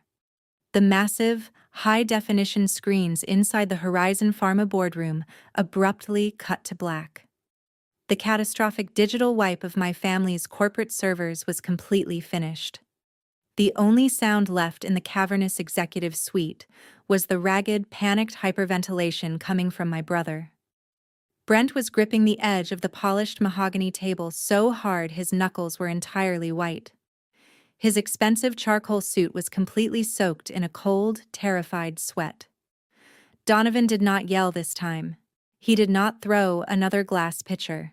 The chief executive officer of Horizon Pharma simply raised his right hand and signaled to the heavily armed private security personnel stationed outside the glass walls. Two massive guards stepped directly inside the room, taking up positions firmly in front of the exit, the heavy wooden doors secured with a definitive metallic click. The boardroom was officially under absolute lockdown. No one was leaving. Richard collapsed heavily into his leather executive chair. His breathing was dangerously shallow. The arrogant patriarch, who had ruthlessly ordered my termination just days ago, was entirely gone. He was currently staring at his trembling hands, fully comprehending that his entire manufacturing empire, his offshore accounts, his client databases, and his retirement funds had just been incinerated into digital dust. He had nothing left. He was a completely broke, highly exposed corporate fraudster sitting in the epicenter of a $2 billion crime scene. Patricia sat frozen beside him. The emerald designer gown she wore suddenly looked entirely ridiculous, like a cheap costume on a tragic, aging actress. She desperately clutched her diamond necklace, her eyes darting around the room looking for anyone to manipulate.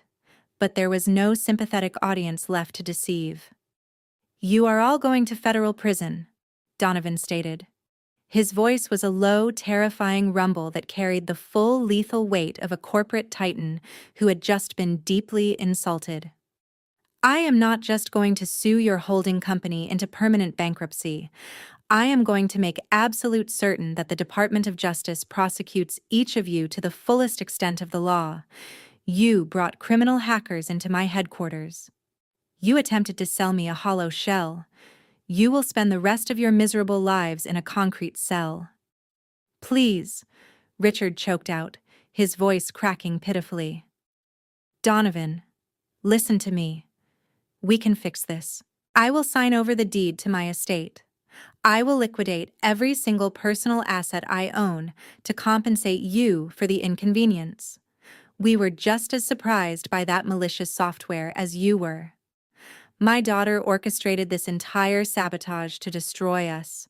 She is a deeply disturbed, vindictive individual." Donovan looked at my father with an expression of pure, unadulterated disgust. "You truly believe I care about your pathetic suburban real estate?" he sneered coldly. "You just wiped your own servers, Richard. Your company is mathematically worthless. You have absolutely zero collateral to offer me." Before Richard could stammer out another pathetic, crawling plea for mercy, the electronic lock on the boardroom doors glowed green. The two massive security guards immediately stepped aside, their posture shifting from aggressive containment to respectful attention. The heavy mahogany doors swung open wide. I stepped over the threshold and walked directly into the center of the executive boardroom. I was not carrying a cardboard box filled with cheap desk supplies. I was not wearing the casual, practical clothes of a basement programmer. I was wearing a meticulously tailored midnight blue designer power suit that projected absolute, undeniable authority. The sharp click of my stiletto heels against the hardwood floor cut through the suffocating tension of the room like a perfectly timed metronome. Sylvia walked smoothly, one step behind my right shoulder. My intellectual property attorney looked like an apex predator hunting in her natural habitat. She carried a sleek black leather briefcase containing the absolute destruction of the people sitting at the table. The collective reaction from my family was deeply, profoundly satisfying. Brent physically recoiled, shrinking back into his leather chair as if he were trying to merge with the upholstery. He looked at me with wide, terrified eyes, finally recognizing the monstrous consequence of his own aggressive stupidity. Patricia let out a sharp, genuine gasp, pressing her hand firmly over her mouth to stifle a cry. All the color drained completely from Richard's face. He stared at me as if he were looking at a resurrected ghost coming to drag him straight down into the underworld. Donovan turned away from my shattered family and focused his intense, calculating gaze entirely on me. His defensive posture relaxed slightly. He was a seasoned businessman, and he instantly recognized the dramatic shift in the power dynamic. The actual owner of the $2 billion asset had finally arrived at the negotiating table. "Good morning, Donovan," I said, my voice ringing with cool, perfectly measured confidence. "I apologize for the slight delay in my arrival. I had to ensure my local security protocols were properly executing before leaving my apartment. I trust my brother provided an adequate demonstration of my defensive architecture." Donovan let out a sharp, humorless bark of a laugh. "Your brother just detonated his own corporate infrastructure on my presentation screens. It was incredibly educational." I walked past my trembling parents without giving them a single glance. I moved directly to the opposite end of the massive mahogany table, claiming the seat of supreme authority directly across from Donovan. I unbuttoned my suit jacket and sat down smoothly. Sylvia took the seat to my right, placing her leather briefcase onto the polished table with a heavy, authoritative thud.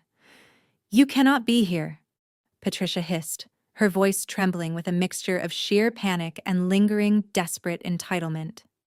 "You have absolutely no security clearance. Donovan, have her arrested immediately. She is the one who hacked your systems." Sylvia did not even look at my mother. She simply popped the metal latches on her briefcase. "I highly suggest you remain completely silent, Patricia. You are currently an uninvited guest sitting at a table where billionaires conduct actual business." I folded my hands together and rested them on the table, looking directly into Donovan's eyes. "I am fully aware of the fraudulent contract Richard and Brent attempted to execute yesterday," I stated clearly. "They sold you a revocable commercial license that was officially terminated the exact second they ordered security to remove me from their premises. They own nothing. They control nothing. They are currently facing catastrophic federal charges for corporate espionage and massive financial fraud." Donovan nodded slowly, leaning forward in his chair. "And where does that leave us, Gemma? Because I am currently holding a massive pile of useless legal documents and a very strong desire to ruin someone permanently." I smiled, a sharp, calculating expression that sealed their ultimate fate. "It leaves us with an incredibly lucrative opportunity, Donovan. My family brought you a stolen empty vehicle. I brought you the actual registered title to the engine. We are going to erase them from the equation entirely, and we are going to conduct a real transaction." Donovan steepled his fingers, leaning back in his heavy leather executive chair. He looked directly at Richard, a cold, calculating predator observing a cornered, severely injured animal. The silence stretched across the massive boardroom, heavy and suffocating, before the chief executive officer of Horizon Pharma finally spoke. His voice did not echo, but it carried a terrifying weight that seemed to instantly suck the remaining oxygen out of the entire room. "Richard," Donovan began, his tone entirely devoid of the polite professional courtesy he had displayed during the acquisition signing yesterday. "You came into my headquarters and presented yourself as a visionary corporate leader.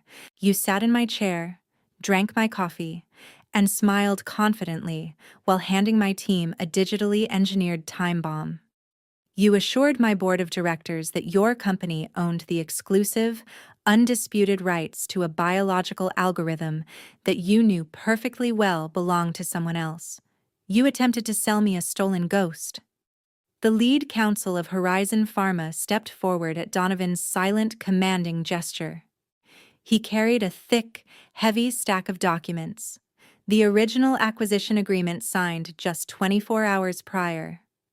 With a sharp, deliberate motion, the lawyer dropped the heavy stack directly onto the center of the polished mahogany table. The loud, violent smack made Brent physically jump in his seat, a pathetic whimper escaping his throat. Donovan pointed a rigid finger at the stack of paper. That agreement is completely null and void. The $2 billion acquisition of your manufacturing and development firm is officially and permanently canceled. We are halting all scheduled financial transfers immediately. Not a single cent will ever reach your offshore holding accounts. Your company is mathematically dead. Your legacy is entirely erased. You are walking out of this building with absolutely nothing. Patricia gasped loudly, her hands gripping the edge of the table so fiercely her manicured nails looked ready to snap under the pressure. "Donovan, please, you cannot do this," she begged, her voice shrill and desperate. "We have already signed the transition paperwork. We made massive public announcements. The financial markets are already reacting to the merger. We can restructure the deal right now. We can give you a massive discount on the acquisition price. Do not let Gemma ruin this incredible opportunity for all of us." Donovan ignored her desperate, pathetic pleading entirely. He kept his dark eyes locked firmly on Richard. "Canceling the acquisition is simply the first step of my response today. Richard, you committed a massive, highly coordinated fraud against a publicly traded pharmaceutical corporation. You hired criminal mercenaries to infiltrate a secure network, which subsequently infected my presentation hardware and completely destroyed your own internal database. You aggressively endangered my enterprise, my shareholders, and my professional reputation." Donovan leaned forward, planting his large hands flat on the table, projecting absolute dominance over the shattered family. "Therefore, Horizon Pharma is officially filing a massive civil lawsuit against you, Patricia, and Brent, personally. We are suing you for $500 million in punitive damages, breach of contract, and intentional malicious misrepresentation. We will freeze every single personal asset you currently possess before the market closes today." Patricia let out a piercing, agonizing scream. It was not a calculated, manipulative cry designed to garner sympathy like the ones she used at her social galas. It was the raw, primal shriek of a woman watching her entire affluent reality disintegrate into ash.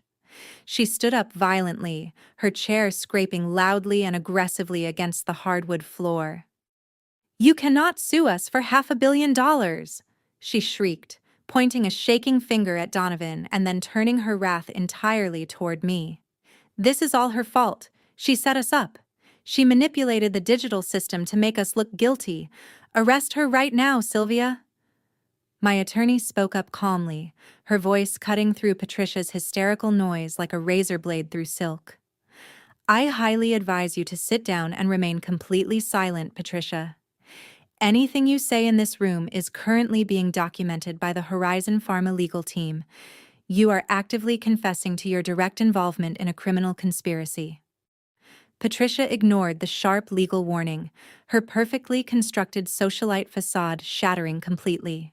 She lunged toward my side of the massive table, her face contorted with pure, unadulterated rage. "You ungrateful, malicious wretch!" she screamed at me, her voice breaking into a horrid, ugly sob. "We gave you everything. We gave you a job when no one else would hire your strange personality. We put a roof over your head. You are destroying your own family out of pure, bitter jealousy. You are ruining our entire lives." I sat perfectly still, completely unfazed by her aggressive, desperate outburst. I did not blink. I simply watched her unravel from a place of absolute, untouchable power. "You ruined your own lives the exact moment you decided my intellect was a disposable commodity you could steal and sell without my permission," I stated coldly, my voice steady and completely devoid of any daughterly affection. While Patricia continued her loud, erratic meltdown, my eyes shifted down the table to my father. Richard had not moved an inch. He had not defended his screaming wife, or attempted to negotiate further with the furious chief executive officer. The arrogant, untouchable patriarch was completely paralyzed. The terrifying words, $500 million, echoed endlessly in his mind, rapidly breaking down the last remaining structural walls of his psychological endurance. He knew his company was already destroyed by Brent's aggressive malware. He knew his reputation in Silicon Valley was permanently annihilated. Richard's realization was swift and brutal. Every asset he owned, the sprawling Atherton estate, offshore investment portfolios, luxury vehicles, exclusive country club memberships, would be aggressively seized by Donovan's legal team. He wasn't just returning to zero, he was rapidly descending into a bottomless, suffocating pit of inescapable corporate debt. Suddenly, Richard's face lost all color, turning a horrifying ashen gray.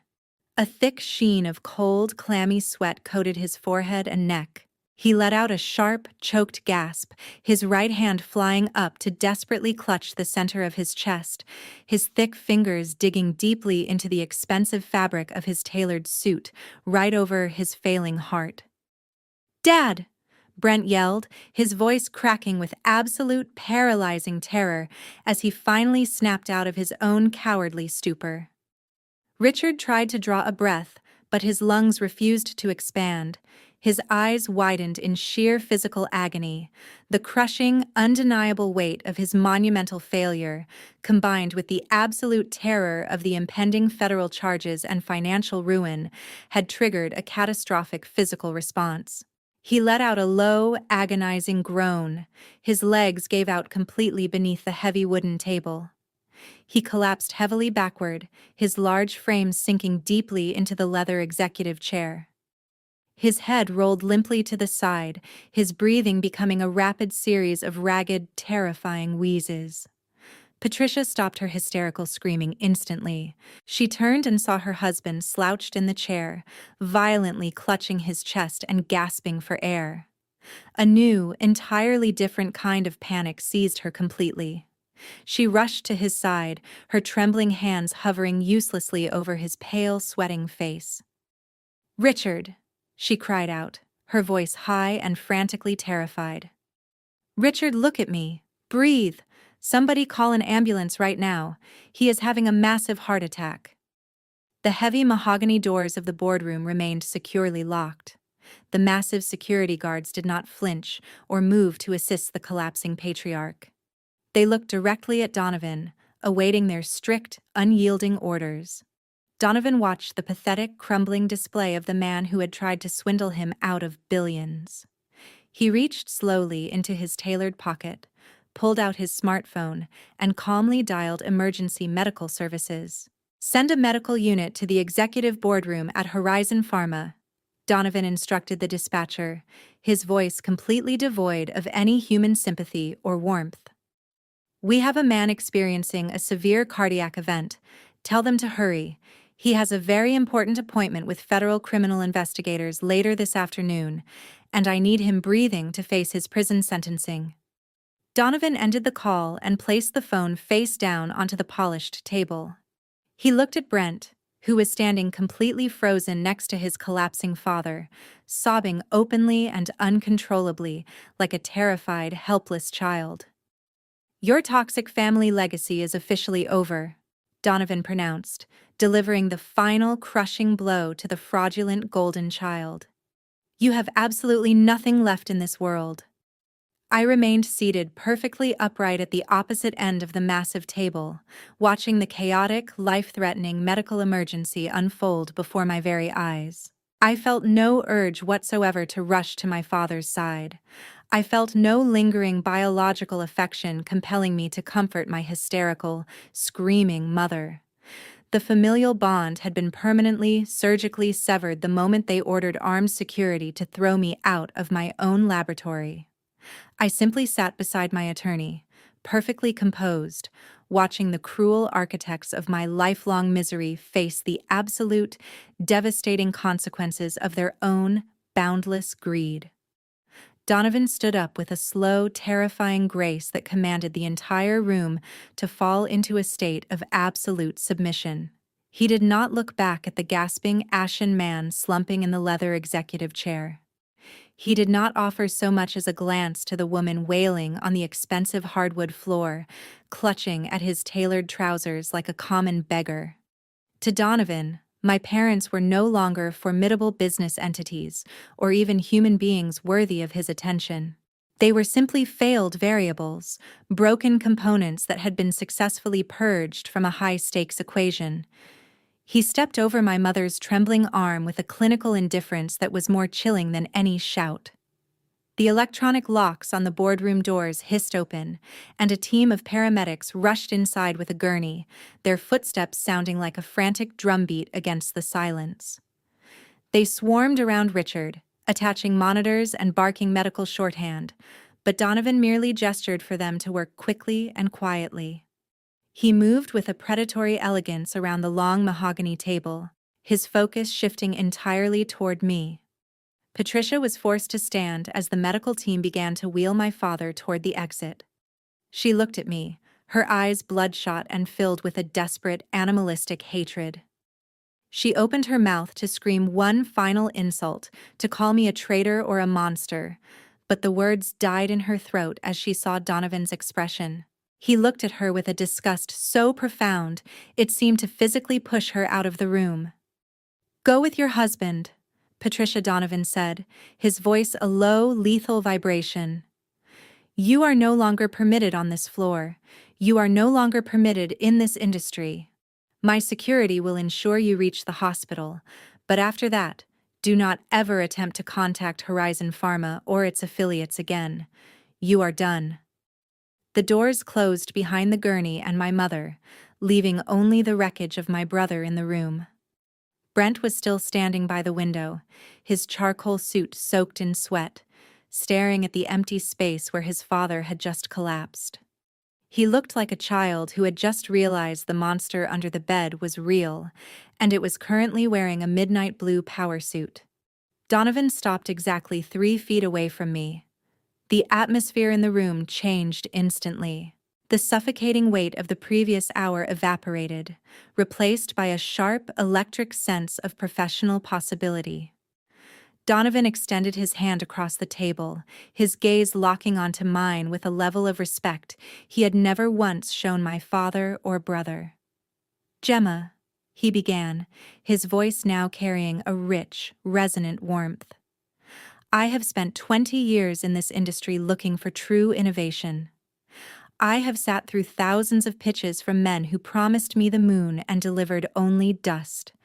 I knew the moment I saw your genetic predictive models that I was looking at something that would redefine the next century of medicine.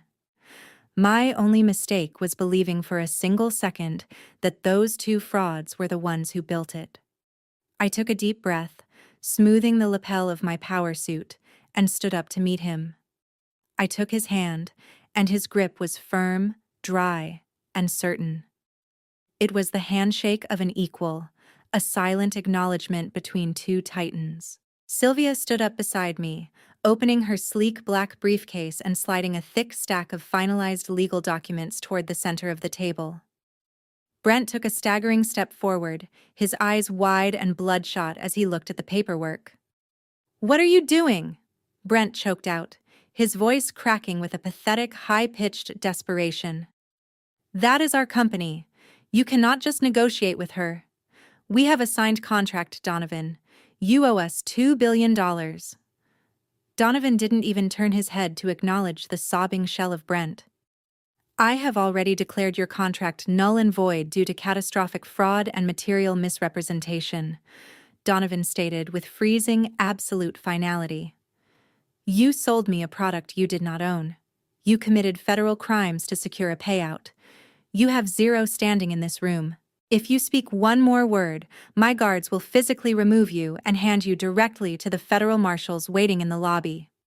Brent collapsed into a chair, burying his face in his shaking hands, a low, broken whimper escaping his lips. He was finally understanding the magnitude of his failure. He was witnessing the birth of my empire from the ashes of his own. Donovan turned back to me, his eyes gleaming with the thrill of the hunt. He picked up a heavy fountain pen and looked at the board members who were still sitting in shocked silence around the room. Gentlemen, Donovan announced, his voice projecting with an authority that echoed off the glass walls. Today, Horizon Pharma is correcting a monumental oversight. We are not interested in acquiring a hollow shell company run by incompetent grifters. We are interested in the technology that will change the world and the brilliant architect who owns it. Therefore, I am officially announcing that Horizon Pharma has finalized a commercial merger agreement with Nemesis Tech. We are acquiring the entire intellectual property portfolio, including the master source code for the genetic predictive algorithm and all subsidiary assets. He paused, looking directly at the cowering figure of my brother before delivering the final crushing blow. The total acquisition price for Nemesis Tech is $2.5 billion. Brent let out a strangled, painful sigh, like he was being strangled. 2.5 billion, he whispered, his head raised in a frown of pure, uninhibited horror. That's 500 million more than you offered us. Exactly, Donovan replied, his smile sharp and victorious. Because Gemma knows the true value of her intellect, and she knows how to protect it. She is a visionary, Brent. You are just a parasite who forgot that you need a host to survive. Donovan leaned over the table and scrawled his signature on the first page of the Nemesis Tech merger. I took the pen from his hand and added my own signature with a steady, practiced flourish. The deal was done. In a matter of minutes, the power dynamic of my entire life had been permanently and legally inverted. The daughter they had hidden in a basement, the sister they had mocked as an unstable failure, was now the chief executive officer of a multi-billion-dollar tech entity. I was no longer Gemma, the data entry clerk. I was Gemma the Titan. I looked at Brent one last time. He was staring at the signed documents, his mouth hanging open in a state of catastrophic shock. He realized that while they were being sued for $500 million and facing federal prison, I was walking out of this building with a fortune that dwarfed anything our family had ever dreamed of possessing. They had tried to steal my future for pennies, and in doing so, they had handed me the entire world on a silver platter. The silence in the boardroom was absolute, broken only by the quiet hum of the servers I now owned. I picked up my leather briefcase, adjusted my jacket, and looked at Donovan. "Let us get to work," I said. I did not look back as I walked out of the room, leaving the golden child to rot in the silence of his own making. Just as I secured the signed merger agreement into the sleek leather briefcase, the heavy mahogany doors of the executive boardroom swung open with an authoritative, violent force. The private security guards immediately stepped aside, making a wide path for 5 individuals wearing sharp, dark tactical windbreakers. The bold, bright yellow letters of the Federal Bureau of Investigation printed across their backs instantly drained the remaining oxygen from the room. The lead agent, a tall, imposing woman with a severely sharp jawline and a gaze made of absolute steel, walked directly toward the center of the shattered corporate battlefield. She did not ask for permission to enter the private premises. She operated with the undeniable, crushing authority of the federal government. My brother, still paralyzed in his leather chair, slowly turned his head. The final lingering shreds of his arrogant ego completely evaporated, replaced instantly by the raw, primal terror of a trapped criminal. The lead agent stopped exactly 2 feet in front of him. She reached into her dark jacket and pulled out a folded federal warrant. "Brent," she announced, her voice echoing off the glass walls with lethal surgical precision. "You are under arrest for severe corporate espionage, intentional deployment of malicious commercial software, and massive federal wire fraud." Brent practically fell out of his expensive executive chair, scrambling backward until his spine hit the reinforced glass partition. He raised his shaking hands, frantically pointing a trembling, sweaty finger directly at me. "No, you have the wrong person," he shrieked, his voice cracking into a pathetic, high-pitched whine that stripped him of any remaining dignity. "She is the one who set this up. She manipulated the external servers. I am just a sales executive. I do not know anything about computer coding or advanced malware. I was just trying to save our family company." The federal agent did not even blink at his desperate, cowardly deflection. "We possess highly secured 4,000-pixel video evidence of you conducting a direct cash transaction with known black market cybercriminals," the agent stated coldly. "We also hold the precise digital footprint of your personal authorization credentials, actively deploying a highly destructive payload onto a commercial pharmaceutical network. Turn around and place your hands firmly behind your back." Brent began to hyperventilate, sobbing openly and uncontrollably as two heavily armed agents moved in on him. They grabbed his arms with practiced, unyielding force, twisting them sharply behind his back. The crisp metallic click of the steel handcuffs locking tightly around his wrists was the most beautiful, satisfying symphony I had ever experienced in my entire life. It was the undeniable sound of absolute, inescapable justice. The golden child, the arrogant man who had mocked my cheap clothes and aggressively stolen my life's work, was being physically dragged out of the corporate headquarters in front of the entire executive board. He wept like an absolute coward, begging for a father who was no longer there to bail him out of his own catastrophic consequences. The federal agent loudly recited his Miranda rights as they shoved him through the heavy wooden doors, his expensive Italian suit wrinkling horribly under the forceful grip of the law. The swift, crushing hand of federal justice did not stop at the boardroom doors. While Brent was being forcefully shoved into the back of a black government vehicle in the corporate plaza, a secondary unit of federal investigators had already intercepted the ambulance carrying my father. Richard had barely survived his panic-induced cardiac event, but his awakening at the hospital was far from a peaceful recovery. He opened his heavy eyes in a sterile, brightly lit hospital room, only to find two federal agents standing strict guard at his door. They formally served him with a massive $500 million civil lawsuit from Horizon Pharma, running concurrently with a heavy federal indictment for conspiracy to commit corporate fraud. The untouchable, ruthless patriarch was officially a heavily guarded prisoner. He was tethered to a beeping heart monitor, facing a maximum security prison sentence that would undoubtedly outlast his remaining years on Earth. He stared at the stark ceiling, fully realizing that his boundless greed had successfully engineered his own permanent destruction. Patricia, who had been weeping hysterically in the hospital waiting room, received a devastating, fatal phone call of her own. It was not from a sympathetic friend or a high society ally offering a shoulder to cry on. It was the primary lending officer from their elite, highly exclusive wealth management bank. Because Donovan had aggressively and successfully frozen all their corporate and personal assets, they had instantly defaulted on their massive, highly leveraged lines of credit. The bank was aggressively executing an emergency foreclosure on the sprawling, multi-million-dollar Atherton estate. The lending officer strictly forbade Patricia from returning to the property. The luxury vehicles, the designer gowns, the imported custom furniture, and the priceless artwork were currently being seized by federal marshals to cover the monumental financial damages they had caused. She had absolutely nowhere to go. Her elite social circle completely abandoned her the exact second the breaking news of the corporate espionage hit the local financial networks.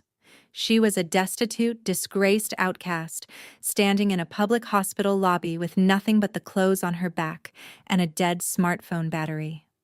I walked confidently out of the Horizon Pharma headquarters alongside Sylvia. The crisp, cool San Francisco air filled my lungs, tasting incredibly pure and completely untainted by their toxic presence.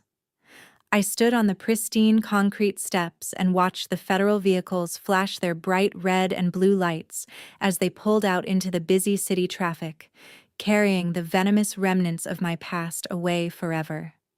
I did not feel a single ounce of pity. I did not feel a shred of lingering familial guilt. They had meticulously dug their own graves, fueled by pure, unadulterated arrogance and a profound, fatal underestimation of my intellect. They had foolishly assumed I would quietly accept my designated role as their silent sacrificial lamb. Instead, I had methodically orchestrated their complete and utter destruction, using nothing but the flawless logic of my code and the impenetrable, crushing strength of the law. The dark reign of their fraudulent, abusive empire was permanently over, completely eradicated from the face of the earth. The San Francisco wind whipped around me, carrying the sharp, salty scent of the Pacific Ocean. I stood at the very edge of the monolithic glass and steel structure that now housed the Nemesis Tech Research Institute. 6 months had passed since the boardroom doors locked behind my shattered biological family. I rested my hands on the pristine glass railing of my private rooftop terrace, looking down at the glittering, sprawling grid of the city. I was exactly 33 years old, and I was looking at a kingdom I had built entirely with my own intellect. The contrast between this breathtaking altitude and the suffocating, windowless basement of my parents' old house was absolute. For 7 years, I had stared at a damp concrete wall, typing lines of complex biological code while they drained the company accounts to fund their lavish, fraudulent lifestyle. Tonight, I was standing on top of the world, hosting an exclusive appreciation gala for the brilliant minds who were currently advancing global medicine using my uncompromised artificial intelligence architecture. Inside the luxurious penthouse reception area behind me, soft jazz music floated through the air. Waiters carried silver trays of vintage champagne and artisan hors d'oeuvres to the most powerful investors, scientists, and legal minds in the biotechnology sector. They were not here to celebrate a loud, incompetent sales executive. They were here to honor me. My smartphone vibrated softly inside the pocket of my tailored emerald evening gown. I pulled the device out and glanced at the glowing screen. A text message had just arrived from a completely unknown, unregistered number. I did not recognize the local area code, which usually indicated a prepaid disposable cellular phone. I unlocked the screen and opened the message thread with a calm, analytical curiosity. The block of text was incredibly long, filled with desperate grammatical errors and frantic, erratic capitalization. I read the words with cold, clinical detachment. Gemma, please do not ignore this message. It is your mother. I had to buy a cheap prepaid phone from a convenience store because the federal authorities confiscated all our devices and shut down our cellular plans. We have absolutely nothing left. The government seized the estate, the cars, the offshore accounts, and every single piece of jewelry I owned to pay the massive restitution fines to Horizon Pharma. Brent was denied bail. The judge sentenced him to 10 years in a maximum security federal facility for corporate espionage. He cries every time I visit him. Your father survived the heart attack, but the hospital discharged him with a massive stack of medical bills we cannot possibly pay. We are currently living in a filthy weekly motel on the absolute worst edge of Oakland. Richard needs expensive cardiac medication and intensive physical therapy just to walk to the bathroom. His heart is failing. We are starving, Gemma. I am begging you on my hands and knees.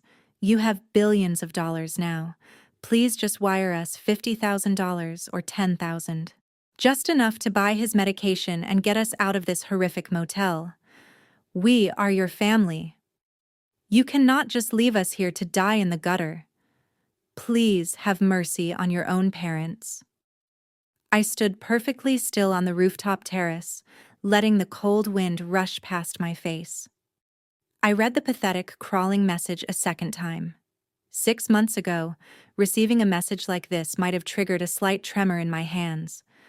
A lifetime of deep psychological conditioning might have forced a tiny, involuntary sliver of unearned guilt into my chest.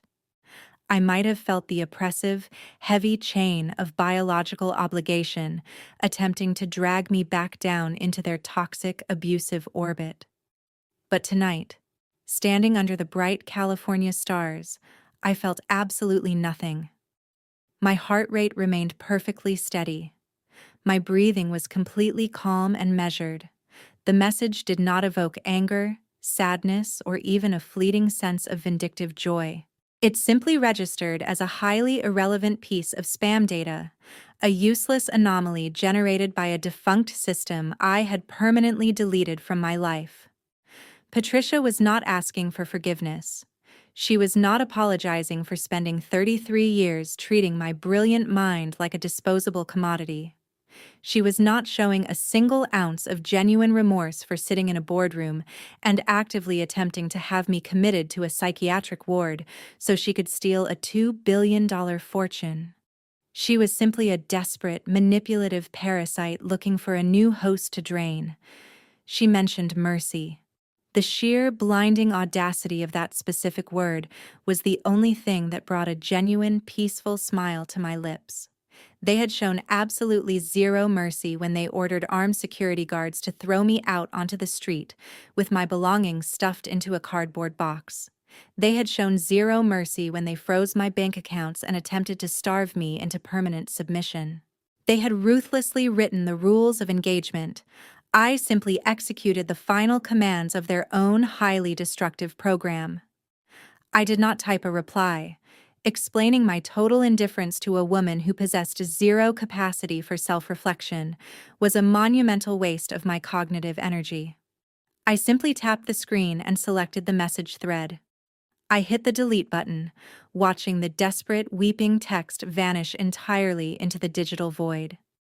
Then, with a slow, deliberate, and deeply satisfying motion, I selected the unknown number and added it to my permanent block list.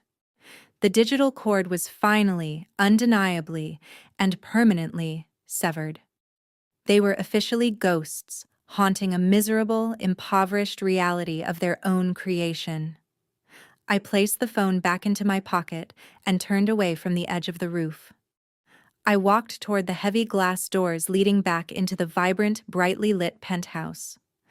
As I stepped over the threshold, the warm air of the gala washed over me. Sylvia immediately caught my eye from across the room. My brilliant, ruthless, intellectual property attorney raised her crystal champagne flute in my direction, a sharp, knowing smile playing on her lips. She understood exactly what it took to conquer an empire. Donovan stepped away from a group of elite international investors and walked directly toward me. The chief executive officer of Horizon Pharma extended a glass of champagne, his expression radiating absolute professional respect. He did not see me as a fragile daughter or a background asset. He saw me as a titan. "We just received the preliminary data from the European clinical trials," Donovan said, his voice buzzing with genuine excitement. "Your predictive algorithms are currently outperforming our most optimistic financial projections by 40%. The board of directors is absolutely thrilled, Gemma. You have single-handedly revolutionized the entire pharmaceutical landscape." I took the champagne glass from his hand, the cool crystal feeling perfectly solid and secure in my grip. I looked around the room, making eye contact with the brilliant scientists, the aggressive legal minds, and the powerful investors who had gathered specifically to celebrate my vision.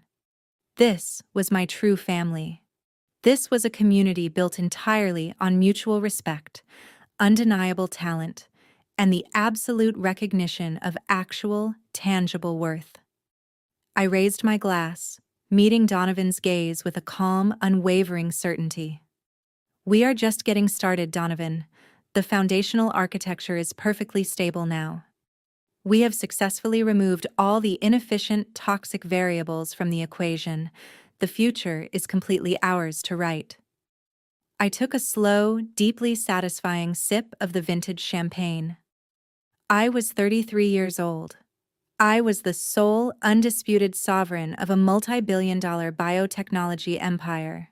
I had survived the darkest, most abusive shadows my family could construct, and I had emerged entirely unbroken, completely untouchable, and infinitely powerful.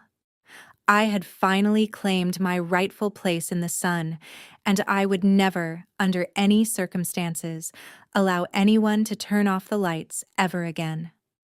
The story of Gemma teaches us a profound and uncomfortable truth about toxic family dynamics.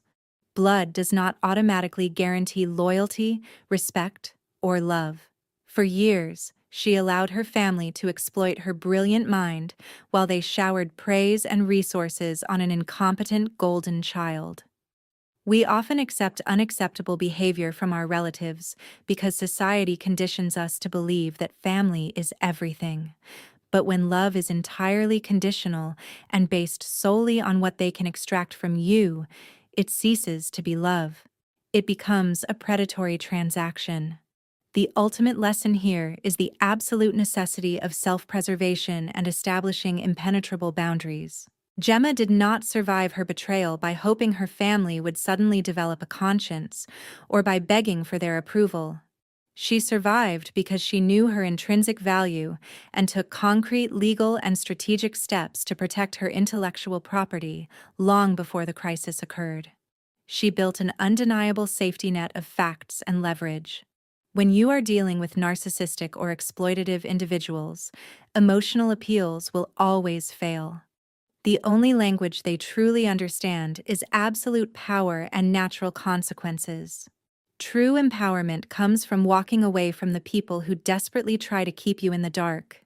It is about recognizing that your worth is never defined by those who constantly underestimate you for their own benefit. Sometimes, the most profound healing happens not through tearful reconciliation, but through a clean, permanent severance from abuse. You have the absolute right to define your own success and to build a chosen family based on mutual respect, genuine appreciation, and authentic connection, rather than forced biological obligation. Have you ever had to establish firm boundaries to protect your worth from toxic family members? And how did it transform your life?